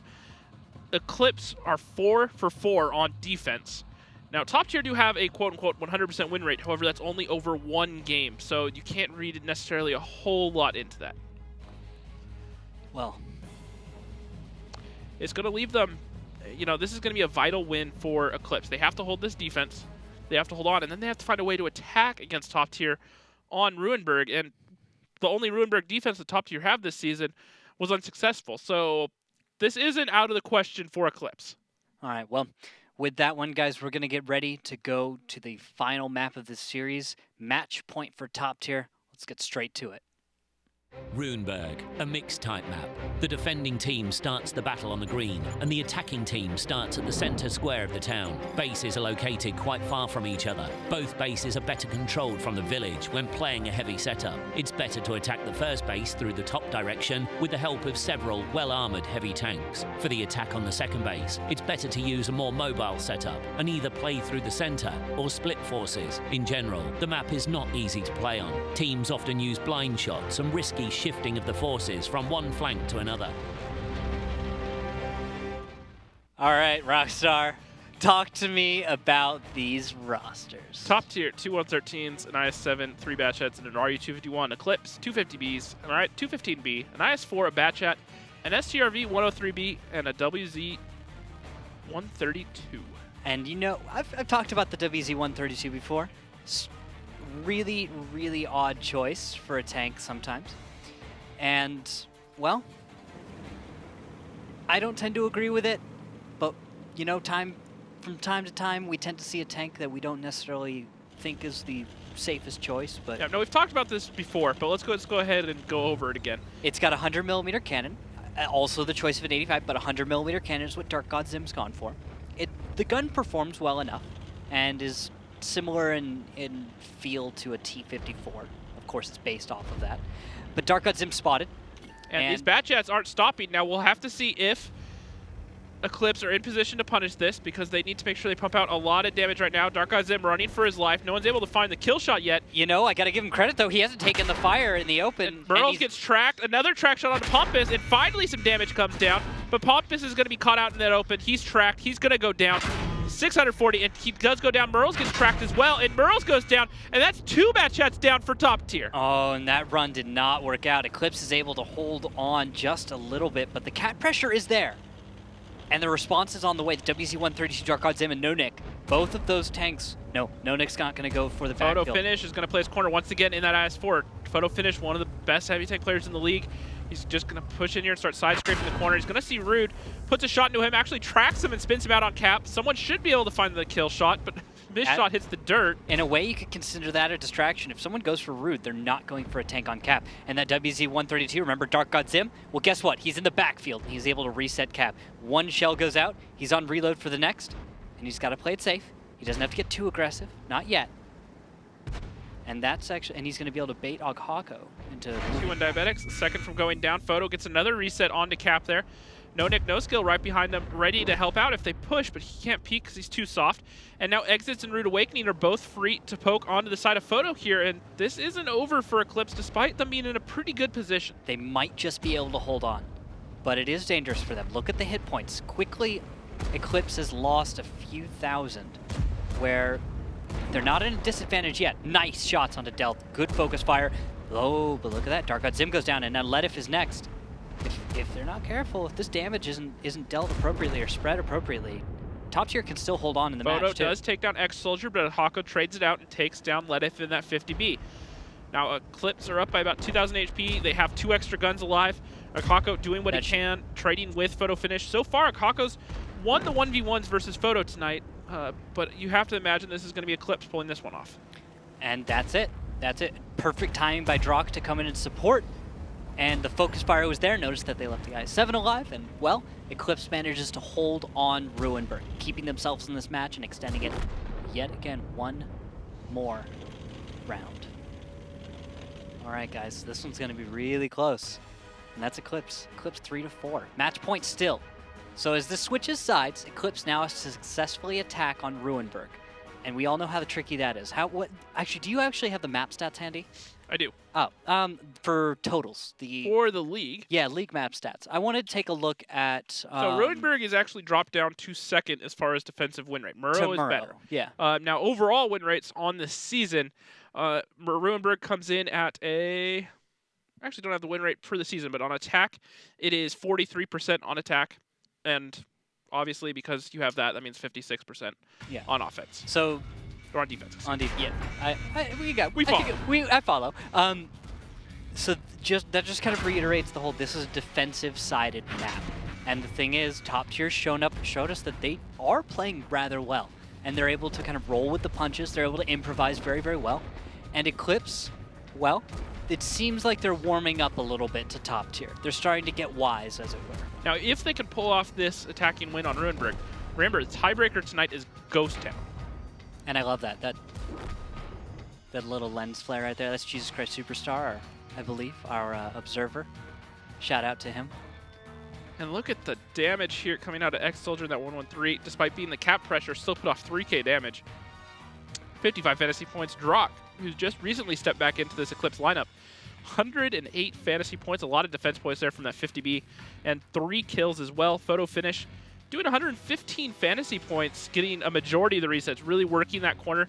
And something else I want to point out is Photo Finish had only 2 block shots. I thought that would have been more playing that corner, but managed to stay alive, worked that corner near perfection for his team, and kept those resets coming in and bought everyone else time to get around, get in position to clean up that rest of the tanks from top tier. Yeah, and just a note here for a real quick second. It looks like Ute broke something again, so hashtag Ute's fault on Twitter, at Ute, at WGLNA, hashtag Ute's fault. He breaks everything, so we'll get that fixed up right quick, and you'll see that number 3 that Eclipse does deserve as we go into what could be the final battle for Eclipse, the win that top tier has been hoping for on Ruinberg. Lineups coming in as follows. Top tier 2-113s, a 50B, a 215B, a Batchat. Pompous bringing that E4 once again, and an AMX 1390. Eclipse, on the other hand, 2 IS7s, 2 Mouse. Moisten, I believe, is the correct terminology. I was told that recently. Part of me wants to question it, because like I'm pretty sure someone German's gonna be like, actually, in this context, you shouldn't use Mousen. You should actually be using. Sorry. I wish I had paid attention in German in high school, but I don't think they would have taught you how to pluralize mouse. But if I paid attention to how to pluralize something, I'm sure I could have figured it out. 2 Batchats and an RU-251.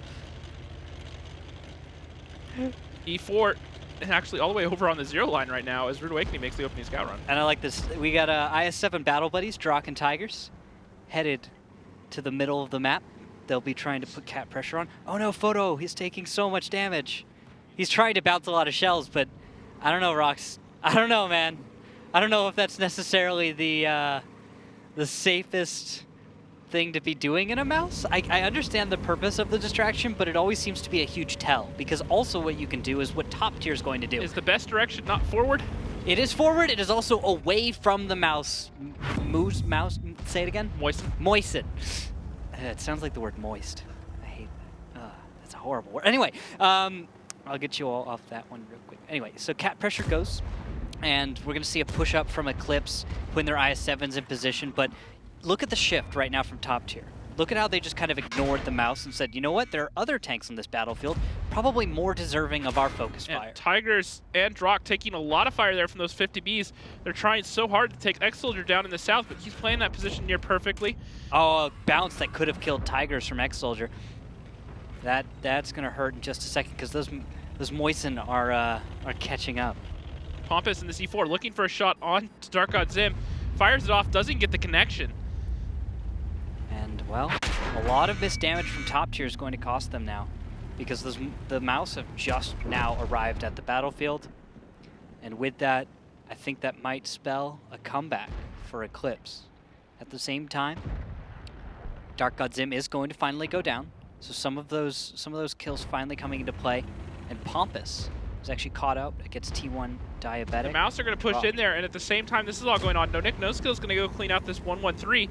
But Eclipse are not looking good, and ammo rack damage onto Drock. Now, Nodic should be able to pick this up against X-Soldier, but the damage I think is too great for Eclipse to overcome. Mice taking too much damage and going down. Drock still damaged, has his ammo rack damage. He's down to a one-shot. Now, Nodic No Skill did get in there, took down X-Soldier rather cleanly, but down 3,000 HP, down an extra gun, now 2 extra guns. And I think this is top tier walking away with a 5-3 victory. They're about over to do Eclipse. it. This is top tier taking that second place spot away from Eclipse. Now remember, Eclipse still have one more extra game to play that top tier have not.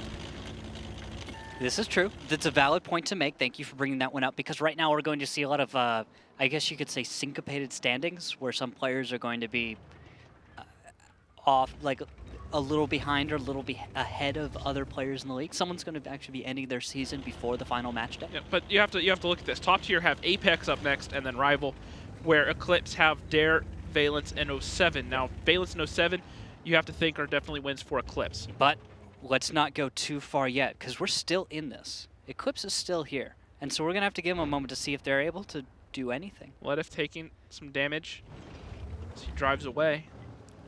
What are they? Oh, yeah. They're just playing slow. They have to try to find a pick here to get back into this.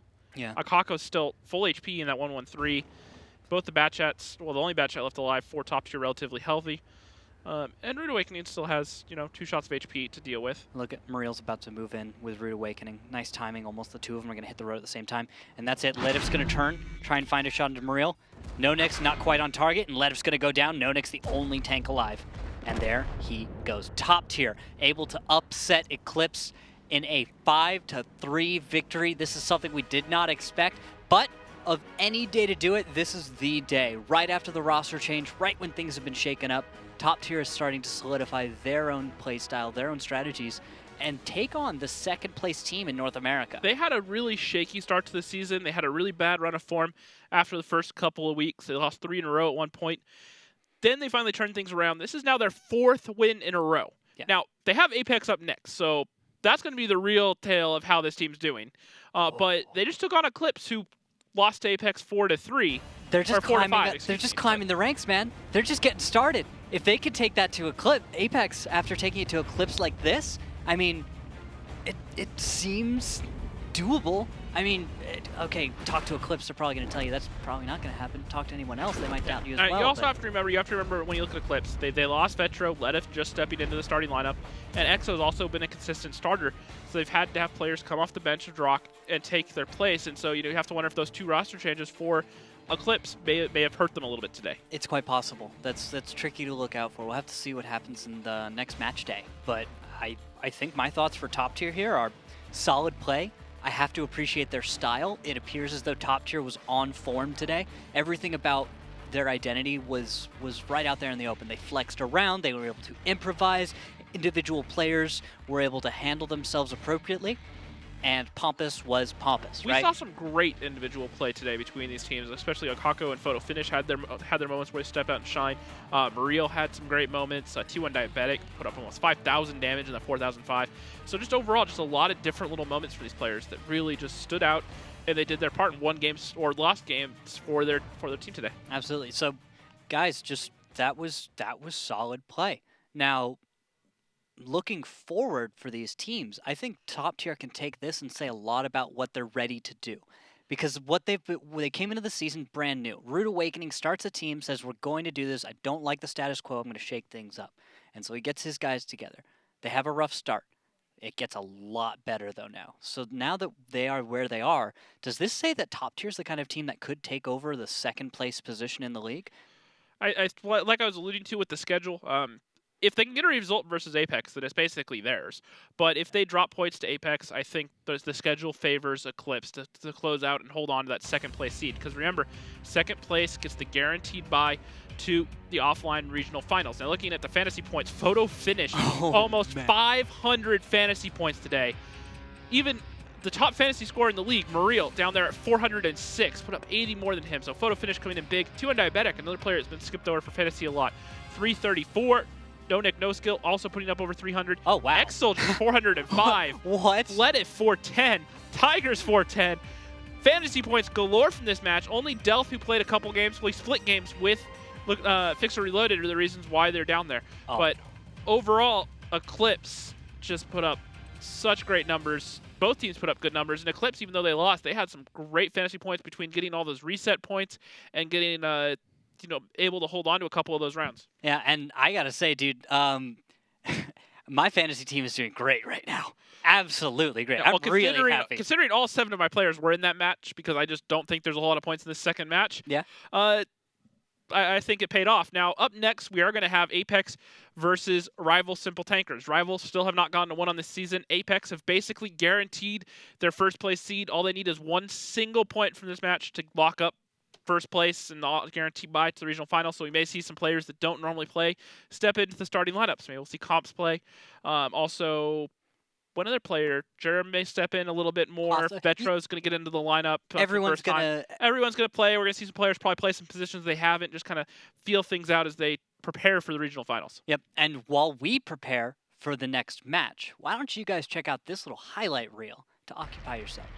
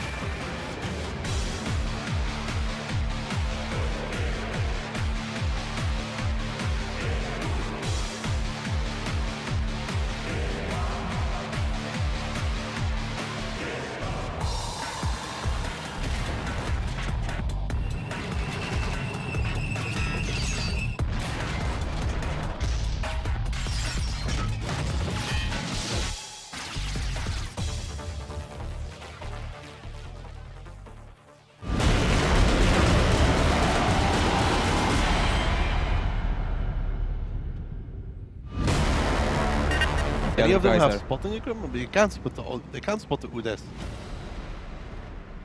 Not unless you actually push the tanks. Maybe they will do a really Blind fire? super...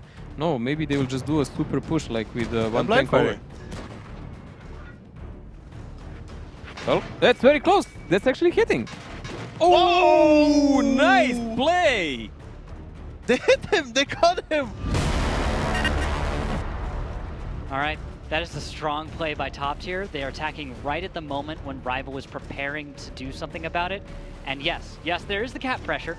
3 tanks currently sit on cap, and it's going to be a lot for Top Tier to actually make This is going to come down to the happen. Unknown One. Unknown One has to run the screen like a boss. He needs to stop them from getting through. He's going to block a Kako. Now he needs to block Zit. Zit's just going to go for the ram. And now Hako's just going to push straight through. One shell. No reset. No reset. They couldn't get the lights. That's the cap. That should be it. That's it. Well played. Тут вываливается у нас команда НСС сразу же на Анатолича, вливает ему дамаг, лолшо, Биовульф. Нужно забирать Анатолича, и Нидин сможет немножечко пожить, но Нидин ушел в ангар, забрал его Кириллой. И просто начинают таять ХП команды Нави. 7371 против 8000. И начинается просто лобовая схватка. Тут просто не разберешь, кто кому ломает лицо. Минус Рина делает лолшо. Джасткаус уходит в ангар, забирает левша. Просто возврат монеты. У лолшо остается буквально 112 хп. Отпускают лолшо, дают ему перезарядиться. В итоге 5330 против 5800. Tiger's just taking a lot of damage, sticking out, getting the track shot on Commander J. Vetro pushing up onto the Kronwagen, but taking a lot of damage. T1 coming in to try to simp for him. Does block one shot from J Smooth. They're playing it perfectly. They should be able to take down J Smooth. They do. And they know that the Kronwagen's reloading, so they're going to force cap or pressure onto him right now as well. Vetro's low on HP. Knight knowing that, going for the ram. Vetro smartly backing off, and now both the Batjets are reloading, and now it's the Kronwagen turn to get shots off. At the moment, Kaz and the crew have 3 Batchats still on full health at the moment, and Gunners might still survive here. They might still do this, but no, Stefan's got the jump onto Saigo. Ders is charging around in the middle here. Looks like they're going to go after the E5. Ders is going to go after Storm at the moment. Enrico gets the kill on Diplomat. Ders and Storm duking this one out. Ders should win it. One more shot, and that'll be killing Storm. And it's go 3 to 4 at the moment. What can Artie do? You need to connect the shot. He does! Danny there with the kill on Ders. What a shot! Haiba likely to get the kill on Danny here unless Danny can point blank shotgun him with the Artie. Now Haiba's just a little bit curious. Unji is still not in a position to be able to help Danny. And really, would he help Danny at the moment? Because then Enrico could get jumped on by Stefan and Vet. So Danny sees Haiba. Nice shotguns him! Danny with the point blank shot into Haiba's face! Vetso takes damage as well from Enrico. Vetso's running. One more shot from Enrico. Can he do it? Unbelievable. Vetso's down into... Oh no! Vetso! What a misplay! You killed yourself down the helmet! No! And that's it! That's it! And the kill from Unji! Oh! Gunrunners do it! Gunrunners win that one 5-4! And that Gunrunners was well deserved, lads. Very well deserved. Just kill himself, man.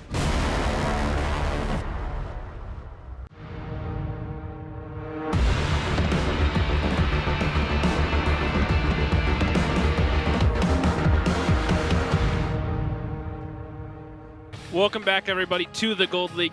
Sorry for the extended break. We had to fix a few things that you broke during the break, but we are all good now. Logos are all right. Scores are good. I'm James Rockstar Grieve, joined alongside by Randall Ryukill Holcomb. Today is match day 12. As we said, it's also Valentine's Day, so for all of you that are here watching, instead of spending it with your loved ones, you're spending it with us, and we thank you for it. All right, guys, we're going to get straight into it. All right, so first things first, we want to remind you guys to reach out to us. Join us on the fantasy site. WGL.GG/fantasy WGLNA. Get in there, set your fantasy lineup. Myself, Randall, the ESL staff, the Gold League players, the Wargaming staff, they're all in there along with the rest of the community. Try to earn yourself a Type 59 as well as a whole lot of gold. Yep, and of course, we can't win prizes. That's all for you. And a few of you guys have already reached out to us on Twitter, which you can also follow up at WGLNA, hashtag WGLNA, and on Facebook.com/WGLNA. Now, we have a question of the day, and a few of you guys have already responded. That question is, what is your most important consumable? And we have a few answers. I'll read them for you now. We actually have Alpha Omega 905I saying medic for crew. I use on the S-Tank. Crew always getting killed after one shot, and so I gotta give him. Yeah, of course, gotta have the medic on crews where you're often losing a driver or a gunner. And then you've got at tweet time. I only bring Cola because USA, USA, USA. I love that one. And I picked a third one, which was Michael Crystal. He actually responded on Facebook and said, food. Must farm purple points. So just like Pompous, he prefers his rations. Yep. So keep reaching out to us, guys. We love hearing from you all. Now, that brings us to our second map of the evening, where we have Apex versus Rival. Let's go ahead and take a look at the rosters. All right, so with Apex, the only major change is Vetro. He's just been added to the roster. Everyone else makes sense, but I'm told we're getting a rotation today. Yep, we'll probably see everyone play at some point or another, including probably Comps, Rival being down in last place, Apex locking up first place, essentially, so they can kind of relax a little bit, try some things out. Rival Simple Tanker is also making a roster change. Dropped Campier, who never saw action for Rival, and they picked up Permablue, someone that has played in the league a couple of times before, most notably with High last season. Yep, and now let's move on in just a second. Talk about the map choices for this series. Now, I've got a match sheet here, so we already know what they are. Mines, Ghost Town, Ruinberg, and Prohorovka. And comparing stats in this case, I don't want to say it's useless, but it's almost useless. It's simple. Apex are really good on pretty much everything, and Rival beat a team that are struggling. They don't have a map that's currently sitting over 50% win rate, and that has to do, obviously, with they're struggling. They're down last place. They've not gotten a win this season, so they need to, start trying some things, be creative, do some stuff that Apex may not be ready for. If that means, seat of your pants stuff and just going for it, maybe that's what they need to do at this point. Or maybe because it's Valentine's Day, you try and throw them off with your sexy moves. Have you seen Jay Smooth? Have you seen how smooth he is? Oh, yeah. Well, I mean, there's a reason his name's Jay Smooth. Exactly. He is just the epitome of the smoothest gentleman that there is. There was a face-off once. He lit candles.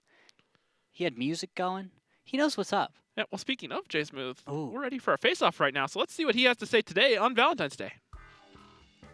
All right. So, Jay Smooth, we'll start off with you. What's your most important consumable? My most important consumable comes from within, and I'll just leave it at that. All right. That's deep. That's deep. And then Comps. Comps, what's your most important consumable? It's got to be the med kit. I mean, you don't want to lose a crew member in an important situation. Fair enough. All right, Jay Smooth, we're going to jump back over to you now. Ask about your team. How are you guys going to beat Apex today? Nobody wants to hear about our team. Let me start this off with a little love connection tonight. Shame on you if you're watching this live. You better be DVRing this. Shame on me for even being here tonight. But I have the best wife in the world. Here we go. Love Connection by Senior Smooth. Rockstar and his cookies. Rookhill and his hat. Comps and Germ. Flack and Pub, battle buddies for life. Meadow and his playhouse. Don't need to say any more there. Yeah. Exec and Ruth, little old school. Bert and Ernie. Ooh. Wally and Ox. Really? Brewkill and Rockstar's mom. You know what? You called that one. Comps and other people's trophies. Maverick and Goose. Tofu and Clutch. Photo and everybody but Comps and Germ. Oh yes. I'll save some more for later. Back to you. Thank you. Thank you, Jay Smooth. That was beautiful. Comps, do you have any response? No, I mean, that was pretty good. So I'll give him a round of applause. All right, so the harshest critic in the entire league has just signed off on your poem, Jay Smooth. I think that's a real big plus right there, man. All right, Comps, we touched about this. I aim to please.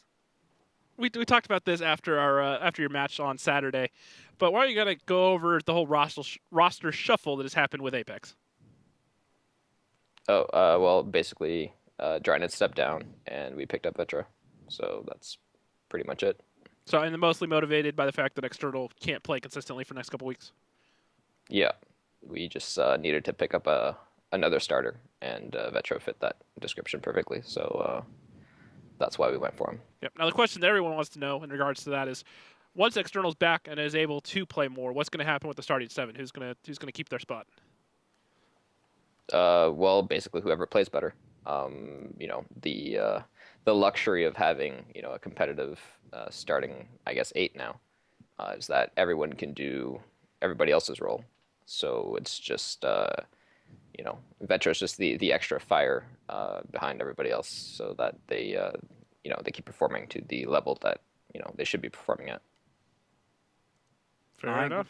Thank you so much, guys. I think we're about to wrap this up. J Smooth, any final words before we head out? Yeah, I got a few more love connections right here. Oh, okay. Mornblade and his hat.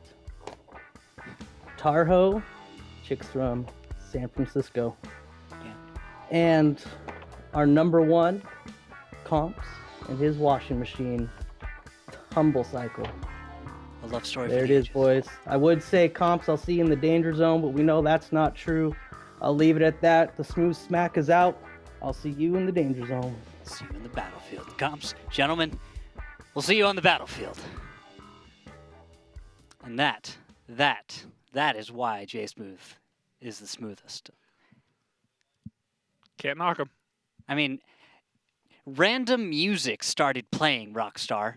Random sexy music started playing when he started speaking. It is J Smooth and it is Valentine's Day. I don't know where that came from. Music. There it is again. Is he still around? Is he? It's gone. Okay, it's gone. It's gone. Okay, we can keep going. But like when he showed up, you could just feel it in the air, man. Like he is J Smooth. I mean, that's all you really need to say. It is. There was J love Smooth on the wall next to him and everything. That was beautiful. Okay, I got to snap out of this. I think he caught me. I think I'm back on track. We're about to get into a match for Apex versus Rifle. This is difficult, Rocks. This is very difficult. We're going on to Mines first. Mines first. So a map that Apex really haven't played a whole lot this season. It's one of the maps where they really haven't played it much. They played it a lot last season, but this season they haven't gone onto it a whole lot. And then Rival, they've played it a good bit, but not well.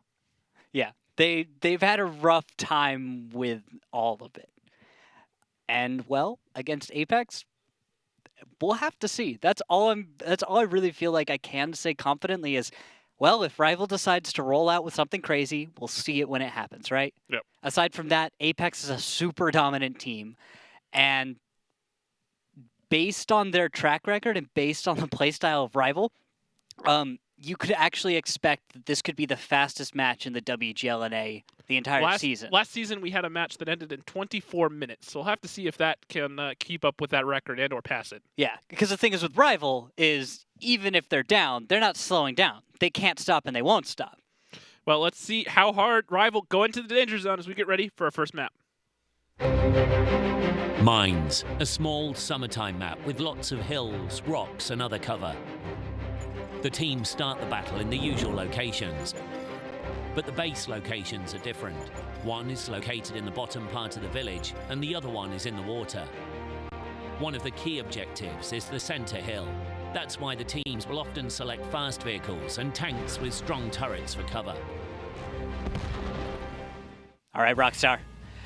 Any surprises? Well, besides the fact that we have 4 IS-4s and comps playing one of them for Apex, 2 183s and a T49. So either IS-4 heavy tank or derp gun is basically what Apex bringing out. Meanwhile, Rival, an IS-7, 4 Batchats, and 2 T10s. Okay, so Apex has shown up, and tell me if I'm wrong. These are what are called fun time strats.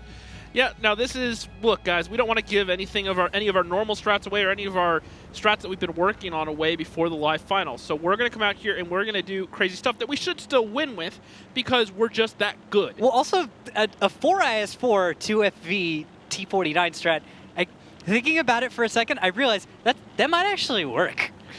That could work. They could just sit back. They have two 183s to cover them, and look at all the bad shots from Rival. All it takes is one little peak that they shouldn't make, and that 183 is going to send a Hess shell flying into them. Yeah. But with that, IS-4s and E100s are the two tanks, I think, that if you throw bat chats at them, they're the only things that can survive, right? And already Commander J takes 900 damage. Man. What was it? Who fired? That was Nitz. That was not even an FV. That was Nitz. And there, Oxmathis takes a lot of damage trying to peek up. And the bat chats, Tesla, Commander J, they're going to start looking for something. And not quite find it yet, but this strat is... Well, and just look at the HP difference to start. Before any damage was traded, with those 4 IS-4s, that's 2,500 damage apiece, so 10,000 damage just from those 4 tanks.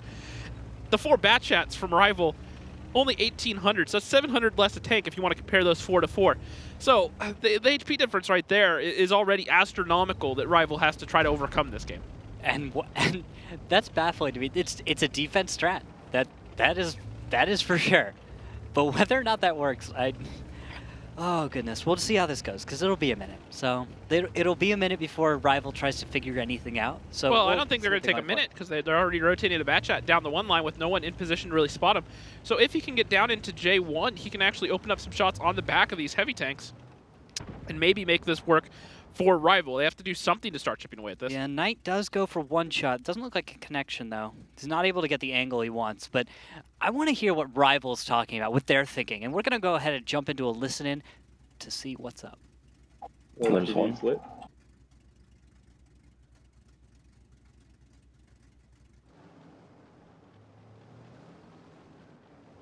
Is he tucked in? Mostly. He's vaulted from the 1 line or the 0 line hilltop. He was looking at the 1 line. Okay. I mean, I think we could take 3 bats, push 8-1, kill the 49, kill the 183, have other bat and kill K4 maybe, but I don't know. It's hard to pressure this. We need to try to get to their backside though and not fight these guys in the front. So it's just how we want to go about doing that. In theory, could we sneak our heavies around to 8 line? Probably. Yeah, why not have the heavies like to the 8 line? Go down 8 line. We'd have to go really low. Yeah, Bats, you need to be backed off a bit and ready if they push because the heavies are all recovering. I don't know. I think we're I'm gonna sit back just in case. I'm gonna go up on the hill and drop off. Just redline it. No reason not to, I don't think. I think we're still gonna get lit.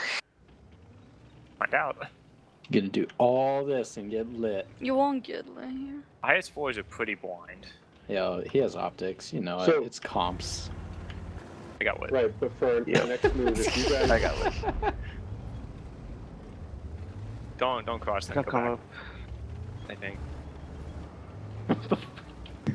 Everyone on the stream is gonna be like, what the fuck are they doing? Yeah, they're gonna push them. They're coming forward. Just drop off bats. I think we kind of push in, actually. I haven't pushed in yet. Because the British TDs are going to be back, I think. So bats still drop off? I mean, try to get some damage off and then drop. They're not going to be there forever, they have to, I think.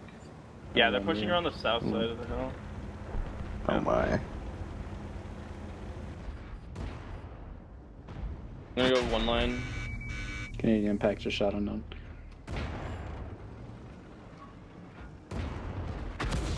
Oh no. That was bats no.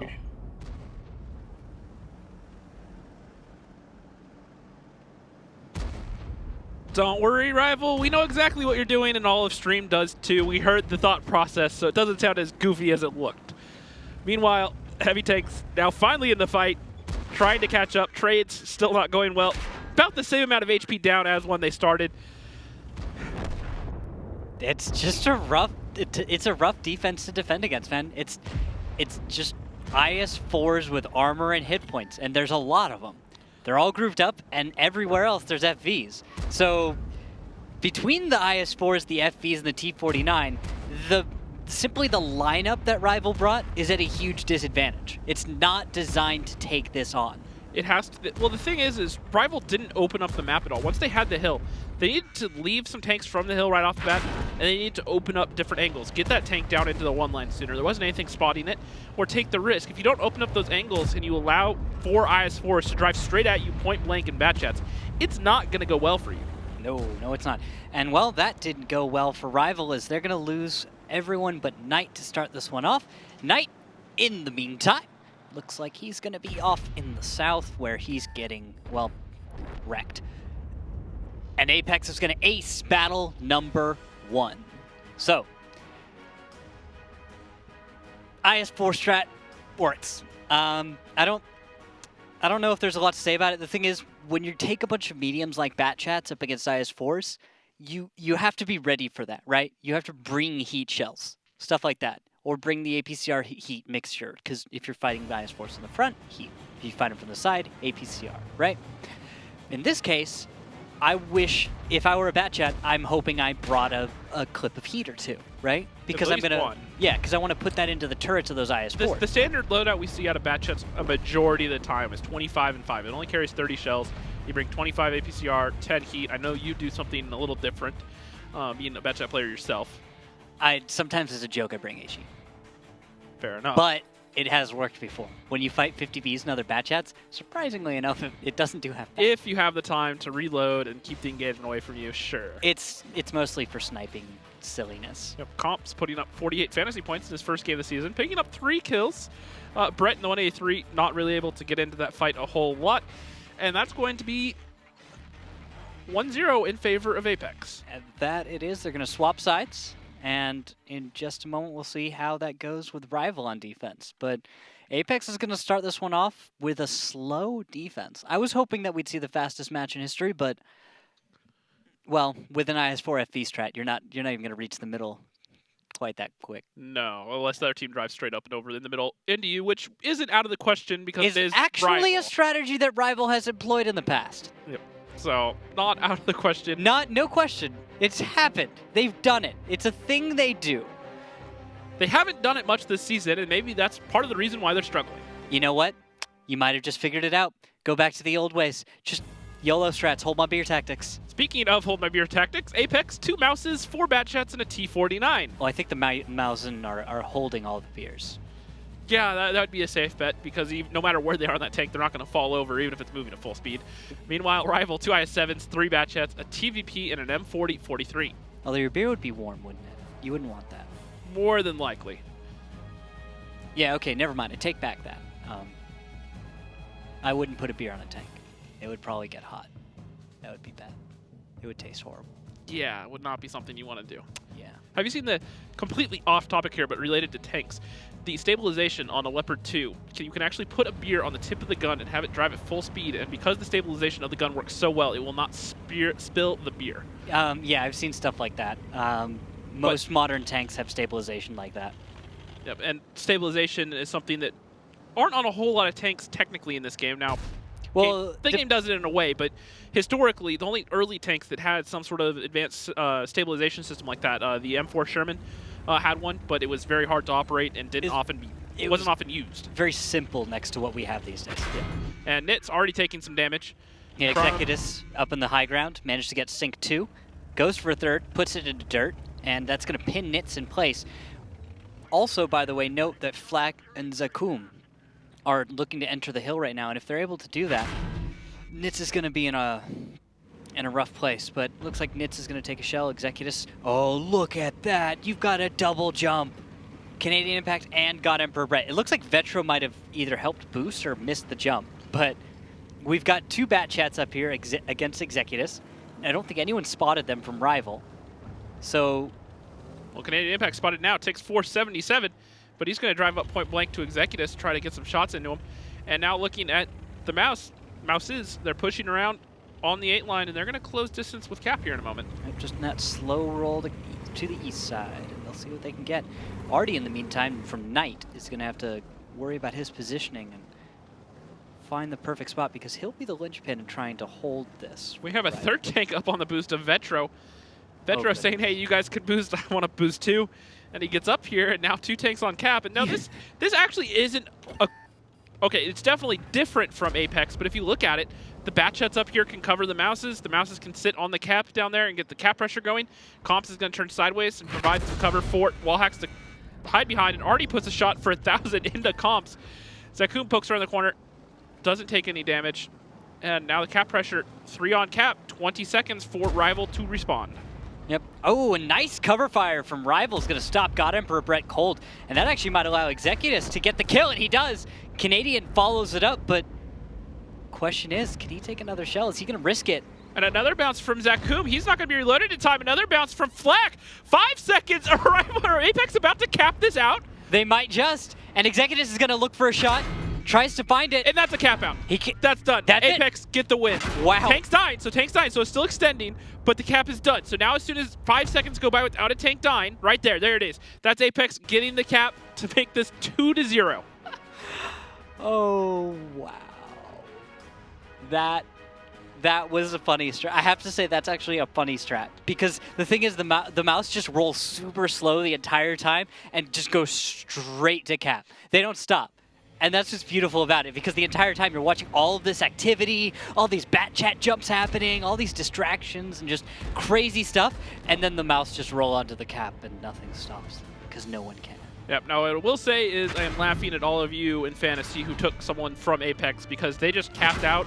They still got the win, but no one did any Fantasy points except for Ox, who's sitting on cap with almost 80 cap points. Didn't you drop Ox?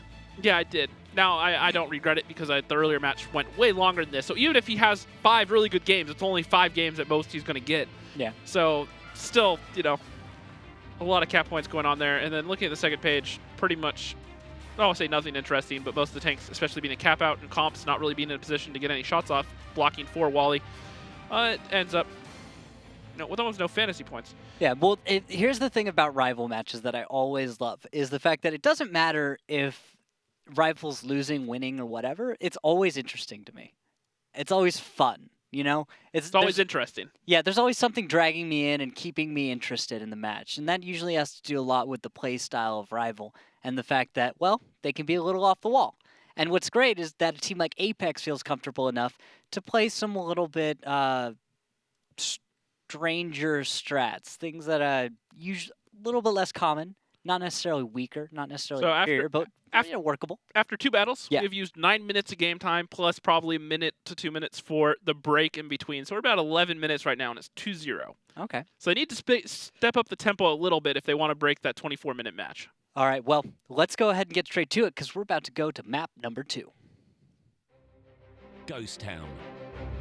The first absolutely symmetrical map, made especially for 7 versus 7 games. The teams start the battle on opposite sides. There are numerous ways to attack here.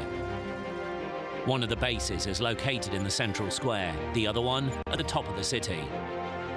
The hardest battles are usually fought for the top base, and this calls for the use of heavy tanks. Sometimes the teams choose fast tanks for spotting and base capturing. All right, Rocks. 4 mouse!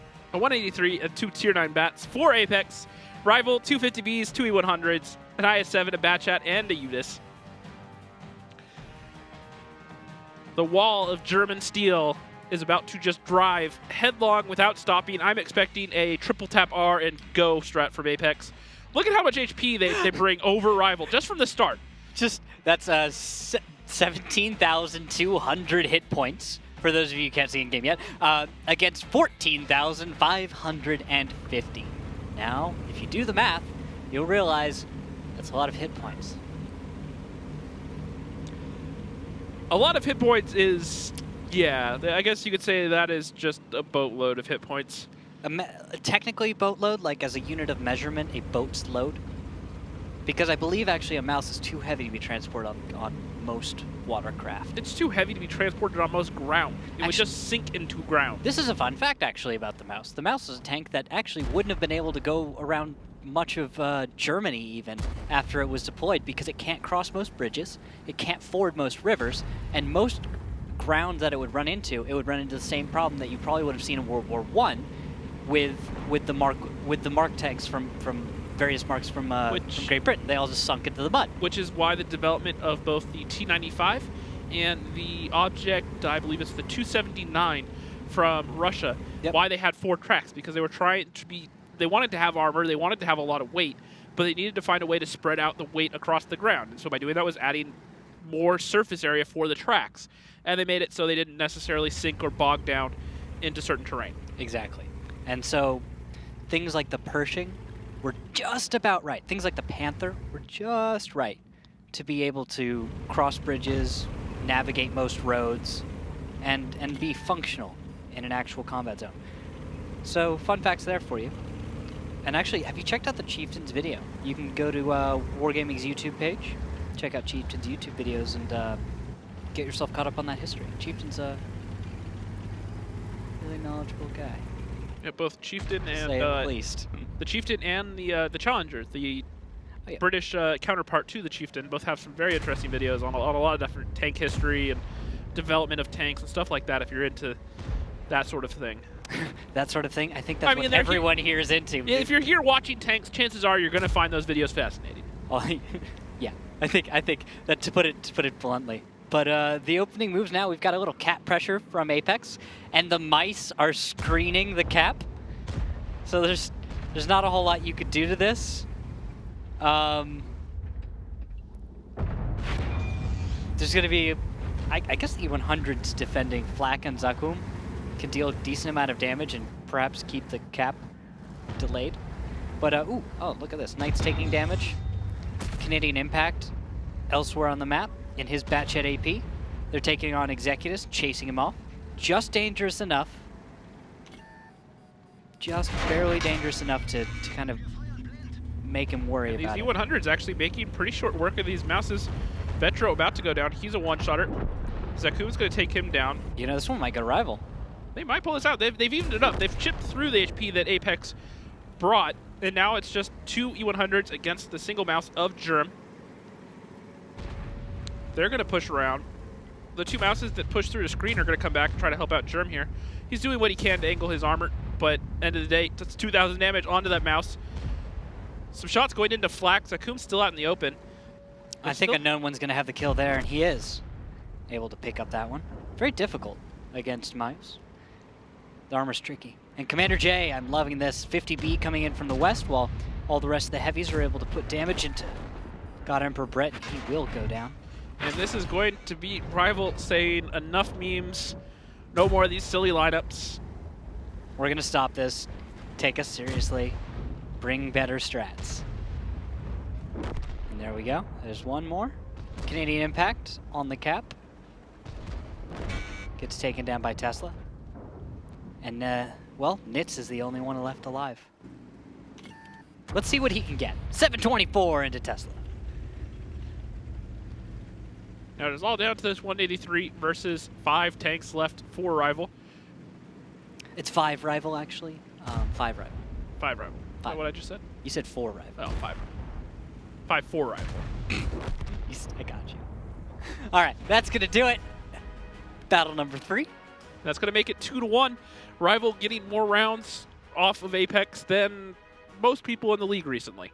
Absolutely. So, in fact, of Apex's last 5 games, they had one that went to overtime versus Eclipse. All the other 4 matches, 5-0s. Rival already off to a better start than most of the league. Yep. Congratulations, Rival. You've raised the bar for all of us. And you know what? I'm fairly certain Apex wasn't super serious with that strat. I had trouble taking that strat seriously. But being the best team in the league, I can understand against Rival that you might play it a little looser. Well, you have to remember when you're Apex right now, you have the live finals coming up here. You do not want to have to go back and use a strat and then come back to the live finals and right before it have to change things up because you're worried about people countering you out. And look at the fantasy points. Flak, 120 fantasy points, getting a lot of resets onto Apex, as well as Unknown One, 107. Or not Unknown One, Zakum, 107. And then Unknown One, 3,200 damage, 1 kill, 80 fantasy points. Not bad there. There's going to be that one guy tonight, like you were saying before the broadcast, who picks up stupid amounts of fantasy points off of one player like that. Like, there'll be that one guy who picked Flak swimming in like 500 fantasy points at the end of this. I can definitely waiting for see it. I'm waiting for it because like if this keeps up kind of like at the pace it is 2-1, 2-1, this will go long enough. Definitely. I mean, it just depends if Apex decide to serious things up and not necessarily goof around as much as they are. But as I say that, I can tell you that's not going to be the case here in a minute. I like this. Crusader SP, I'm seeing it get picked up. And we're going to go back into Ghost Town one more time. Rockstar, what is Apex doing? Like I said, they're just saving strats at this point. They don't want to have to use new strats that no one's seen before just to give them away and give more info to other teams. So they're going to do stuff like this. A mouse, 2 Batchets, a 183, 2 JPEs, and a Crusader SP. Meanwhile, Rival, 250Bs, 3 E100s, and 2 Tier 9 Batchets. This is what we've decided, ladies and gentlemen, to do with our Valentine's Days. What am I even watching? I understand Rival strat, but the Jagdpanzer E100s are... I mean, it's like you wanted to one-up yourself on a mouse strat, right? You wanted to bring a bunch of mouse and then just bully your opponent with hit points. And then you want to one-up yourself to make that a little bit more effective. You're going to bring Jagdpanzer E100s. But I like what Rival are doing. They're saying, all right, you're going to bring a lot of HP, so we're going to bring a lot of HP to make sure we can trade with you and be just fine, and bring in the 3 E100s with those giant guns on them. And, I mean, this actually, Rox, this is your wheelhouse. This is Heavy Tank's dreams. This is everything you would have hoped for. What's not a dream is staring at a bunch of JPEs. This thing can just dump out shot after shot of 1,000 damages at a time. And shots going out. Germ taking a little bit of damage on the southwest side, trying to peek out and spot what he can, but no, he does not see Knight. He doesn't see Tesla. And for that, he's going to take one single shell. And actually, he's going to try and escape. Is anyone going to... Yes! 1 shell into him for 321. Second one goes into the dirt. And it looks like Tesla's going to throw herself onto reload, and this is going to reset for Rival. They're going to try and find a new angle, new place to engage, find a weak spot, take advantage, but how scary is it going to be to round every single corner? Like, that's going to be dangerous, right? Well, so the difference between the 183 and the JPE is the JPE has extremely high penetration, meaning if it hits something, it's probably going to go through it. The 183, you can possibly get lucky and have the Hesh not pen if it connects, and plus the 183 is just not anywhere near as accurate. You know, let's break down some of these lines of fire right now, because I need to see where these guys are aiming. So God Emperor Brett, and I'll pull up the mini-map, this will work. So God Emperor Brett, and his Jagdpanther can fire south, or he can fire, what do you call this zone right here, Rox? What do you call that? I've never heard a name reference for that. It's like the high ground between... The south end at 2 cap is typically what a lot of people refer to it, or just along the G line, really. He's covering that way, and he's kind of covering around to the south. He can flex up and cover other angles, but for the most part, he's got this half of the map. On the other side, the other Jagdpans, there's his battle buddy. He's looking off this way. And he'll be able to cover anything moving around from from the east side or whatever. But it looks like we're going to see some crap pressure, so I'm actually not going to get to really explore how this plays out. I'm sorry. All right, already coming in. We've got 1 shot onto Flak, Sakum, an unknown one. And with 10 seconds left, Ox is going to be able to get there just in time to probably get that reset. And 3 bounce/missed shots onto him as everyone just lets it go. And, well, that didn't work. That didn't work at all. Knight goes down for Rival. Or actually takes down Canadian Impact. JPE is trying to get some shots off, but not able to get any connections.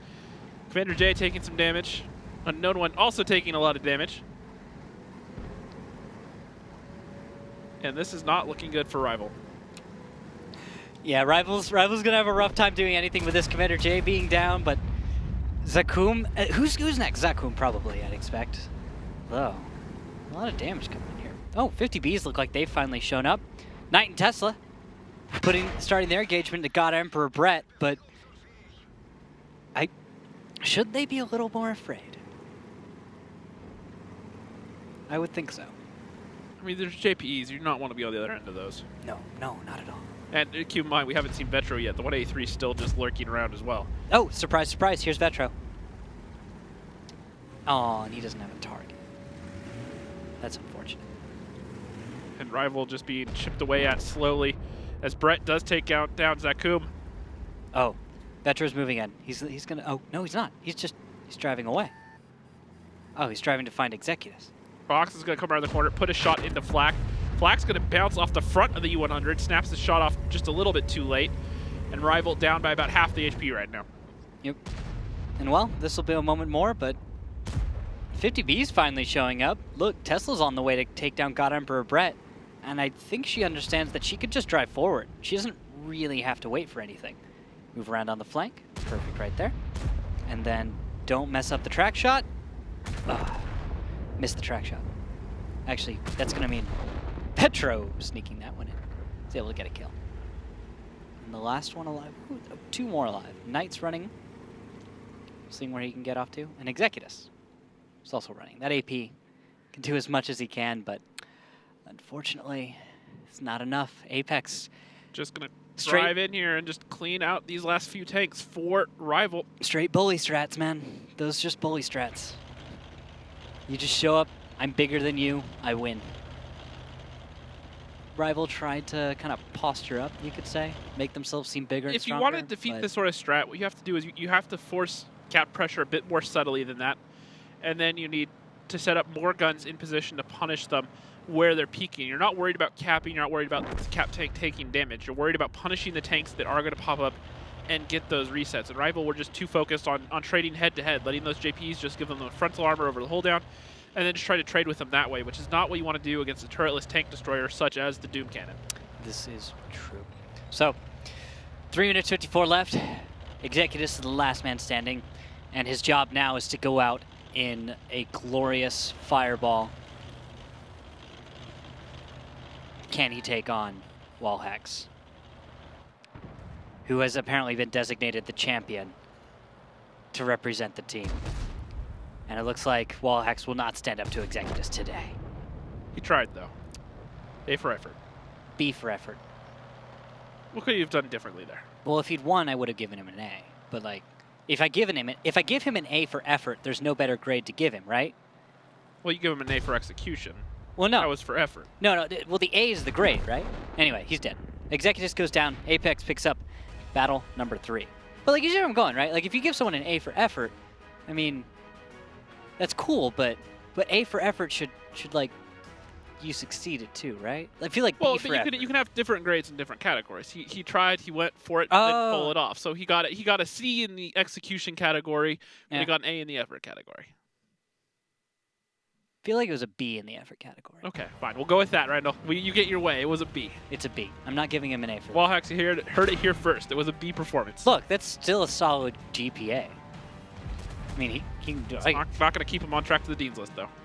He can get it back. He can do makeup work or extra credit, something like that. And that's going to make it 5-3 in favor, or excuse me, 3-1. Already getting ahead of myself. 3-1. 5-3 was the scoreline for top tier Eclipse. I think he got mixed up for a second. And now we're going on to Ruinberg, and it's going to be Apex defending on Ruinberg. Well, and look at all those fantasy points. Fox still managing to farm. Almost 150 fantasy points from this one game alone. Already kind of regretting dropping him. Yep. I'm just going to remind you every single time he does great, because you said you were going to remove him because you didn't expect he'd be able to put up the fantasy points today.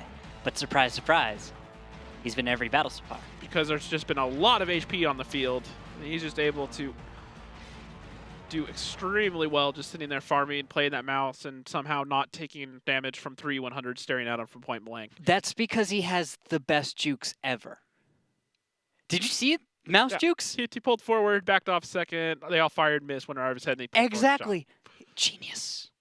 All right. Well, we're getting ready now to go to Ruinberg. So this will be the final map maybe for Apex. We see a lot of the time that Apex is able to do just fine on attack or defense on Ruinberg. But Rival and Ruinberg, I want to look at their past, and it's not so good. Not so good. Yep. Well, we'll have to see if maybe they can get another win here as we head into our, I don't even remember what battle this is, our 5th battle of the series. Ruinberg, a mixed-type map.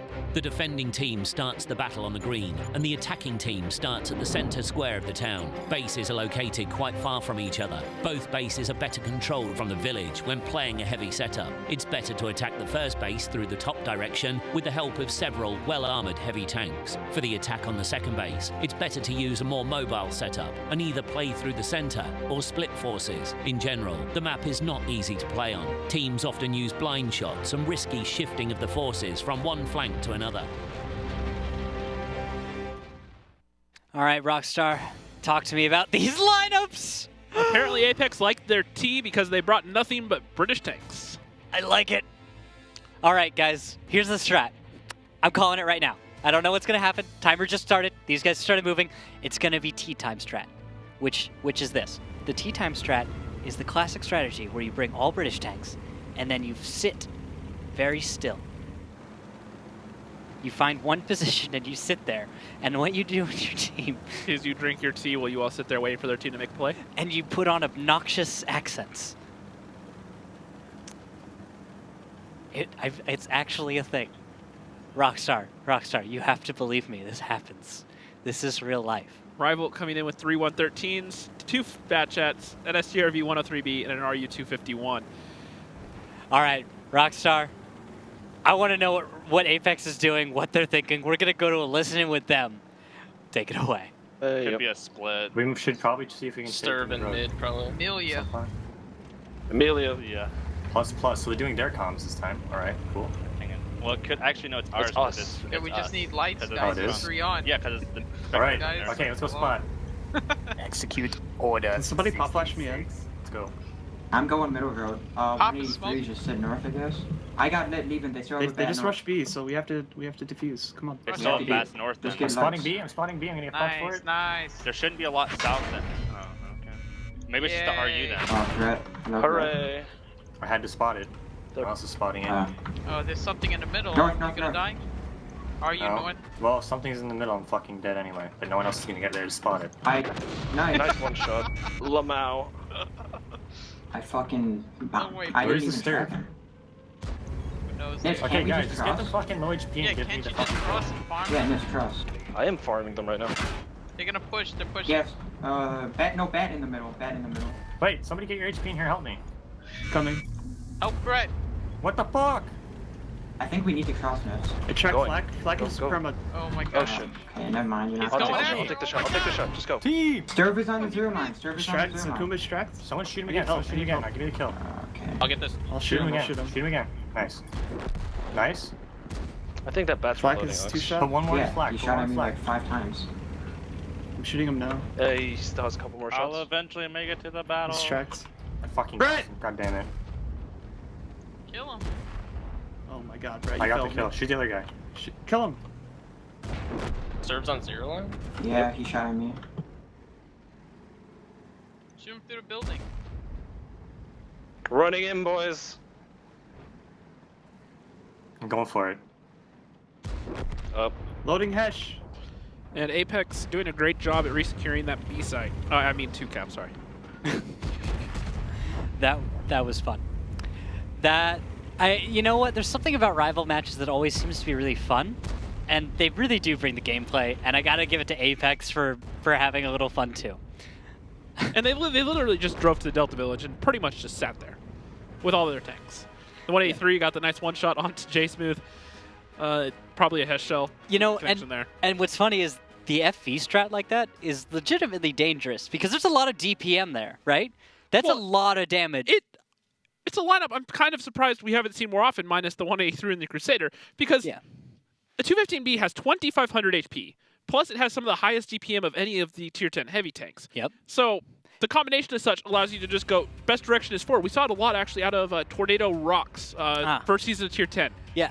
They would just bring heavy tanks, and they would just drive at people, especially on Ghost Town, and just go straight through them. And yeah, you may put a lot of damage, but 2,500 HP, it's a lot to chew through, and especially if you're bringing 50 Bs, you may kill one of them, but then you have to deal with 5 laser cannons of high DPM just in your face, boom, boom, and it worked really well for them multiple times. Yeah, I love playing personally in brawl strats, because the thing is, if you can at least just get the engagement on your terms, usually that's come the out tricky ahead. part is dictating the play with that sort of lineup.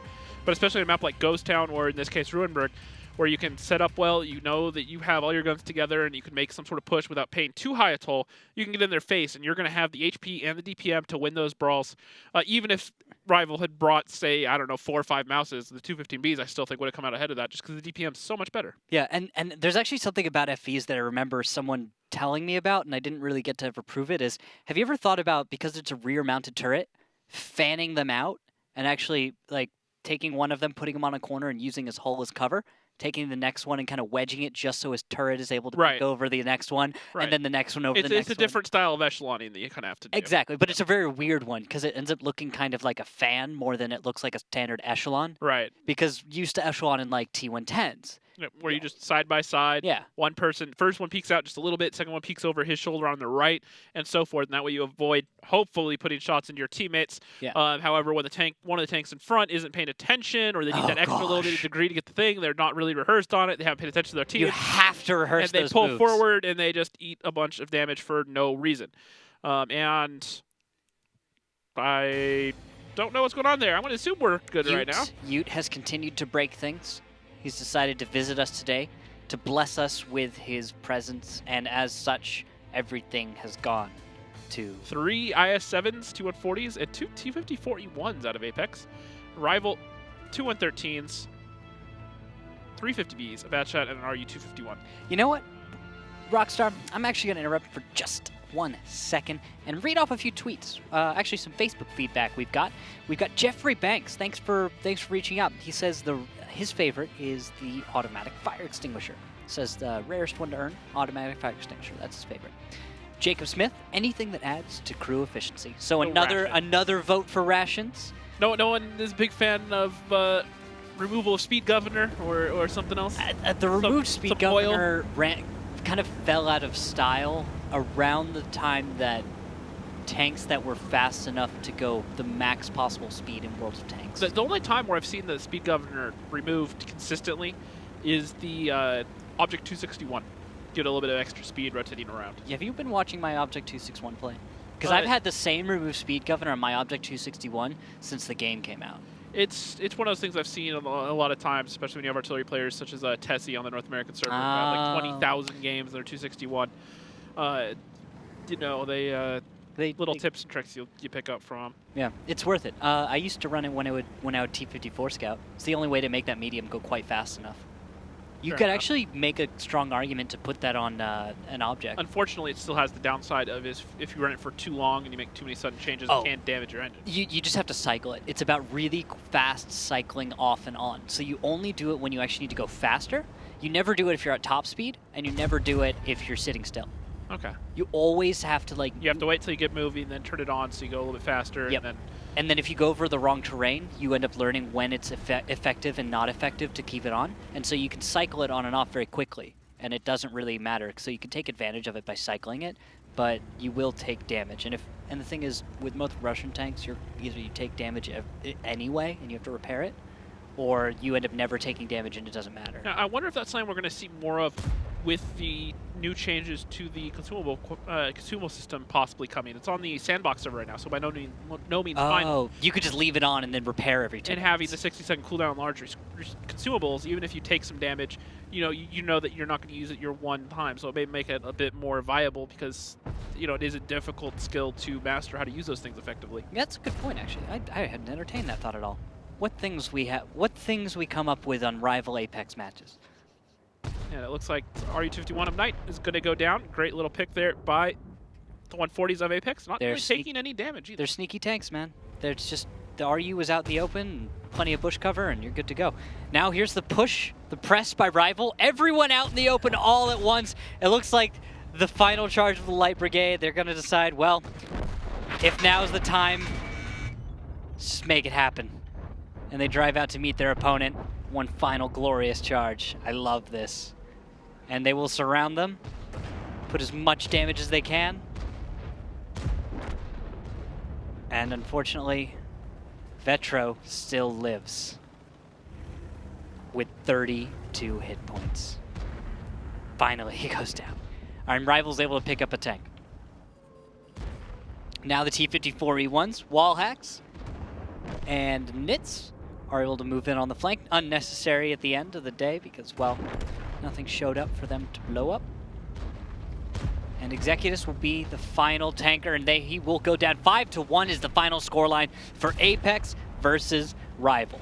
Rival managing to pick up one, and Apex, well, bringing some unorthodox strategies, we could say. But they pulled it off. They were able to still get the 5-1 win. So even when they change up the strats from their normal, they run something creative, different, fascinating, interesting. Any number of adjectives you could use to describe them. Yeah. They pulled them off. They made them work, even while having a good time. Rival still struggling, and you have to feel for Rival because they're definitely in a tough place right now. They have 3 matches left on the season. Relegation is near certain at this point. They can't drop any more points because they'll lose the chance to even pass Valence into the 7th place spot. But they are an age-old team, a staple of this league. They've managed to hang on for as long as they have. Maybe because J-Smooth's finally departing. Say what you will, but it's like maybe taking the heart out of the team and just letting the blood flow on its own. We'll see what happens if they're able to find some kind of, like synthetic deal going on. Yeah, you have to find someone to fill that void to maybe keep the blood flowing through like the team. A J-Smooth Scarecrow? Maybe. Like you could put that Snuggie he was wearing, the Cubs one? Give it to someone else, hope that they take no, over just his put powers. it on a literal Scarecrow. Okay. That's not going to be too easy to play tanks I with. mean, the face-offs will suffer. Ox doing 405 fantasy points is still able to farm. Woo! And after that, drops off pretty dramatically. Provided 300 around, give or take, isn't terrible, but still not what we're used to seeing, especially out of Apex. Yep. And then Rival, down the second page mostly, not really able to get into the fight, shut down, even with all that HP from Apex on the field, not really able to get off a whole lot of damage. And Randall still has Totoma on his fantasy team. Oh no. I've made a huge mistake. Warned you. I've made a huge mistake. We warned everyone about Delph not starting today and about the chances of a lot of these Apex I players thought not Dodo playing. was going to be the safe bet. It turned out to be Ox. So make sure you guys check out the Facebook pre-show that we do, 5 o'clock Pacific time every day before a match. We will let you guys know if there's any major news going on. We've gone through Twitter. We talk with the teams, let you guys know what's going on. So if you want to make sure that your picks are safe for fantasy, you're in the hunt for that Type 59, get in there, ask any questions if you have any questions about any one person or you want to know our thoughts on a certain match ahead of time. And we sit there and have a good time. Yeah, and thank you all for tweeting at us at WGLNA using the hashtag WGLNA, and of course on Facebook /WGLNA. Thank you so much for reaching out. I love reading your tweets. It's very insightful and getting to know everyone's opinions. Agree with mine and with Pompus's for On the the most Action part. X, yeah. Yeah, well, actually, it was everyone agreed on rations and on fire extinguishers. right. You got like one guy who was like who chose Team Rockstar, which is Go Team Repair Kit. That was Pupil, though. So Oh. he did definitely agree. Not bad company to have. Now, we do have the standings after the 2 matches tonight, so let's go ahead and take a look at them. All right, so with that, it's going to be a little bit weird, mind you. You've got Apex now on 35. But they've played 12 matches. Yep, top tier is now with 22. They're in second place. Eclipse is finally knocked out of second place for the first time in as long as I can remember. So right here, that story for me. I'm going to see if Eclipse is going to be able to come back. They've got a few matches left in the season, but they're on 10, now 11 matches. So they still have an extra game over top tier to pass them back and take that second place spot. Exactly. This is the only chance they have. Top tier is now on 12 matches. And we're looking at a close series, a close league before we get into playoffs. Usually it's much more cut and dry. So this is a real treat. The one though between that, the fight for second place, the other fight that I'm really interested in is the fight for spot number 6, because Valence are 4 points down from 07 right now. Now 07 are really struggling, and Valence still have rival up, so that's 3 points they should get, and they have an extra match over 07. So Valence can still snag that last online playoff spot, so we'll have to keep an eye on that fight as well. Absolutely. Well, Rockstar, it's been a pleasure casting with you tonight. I hope you enjoyed it as well. I hope you all enjoyed it out there. We will see you later this week on Thursday, same time, same place. This is the WGLNA Gold League. Have a good night, everybody.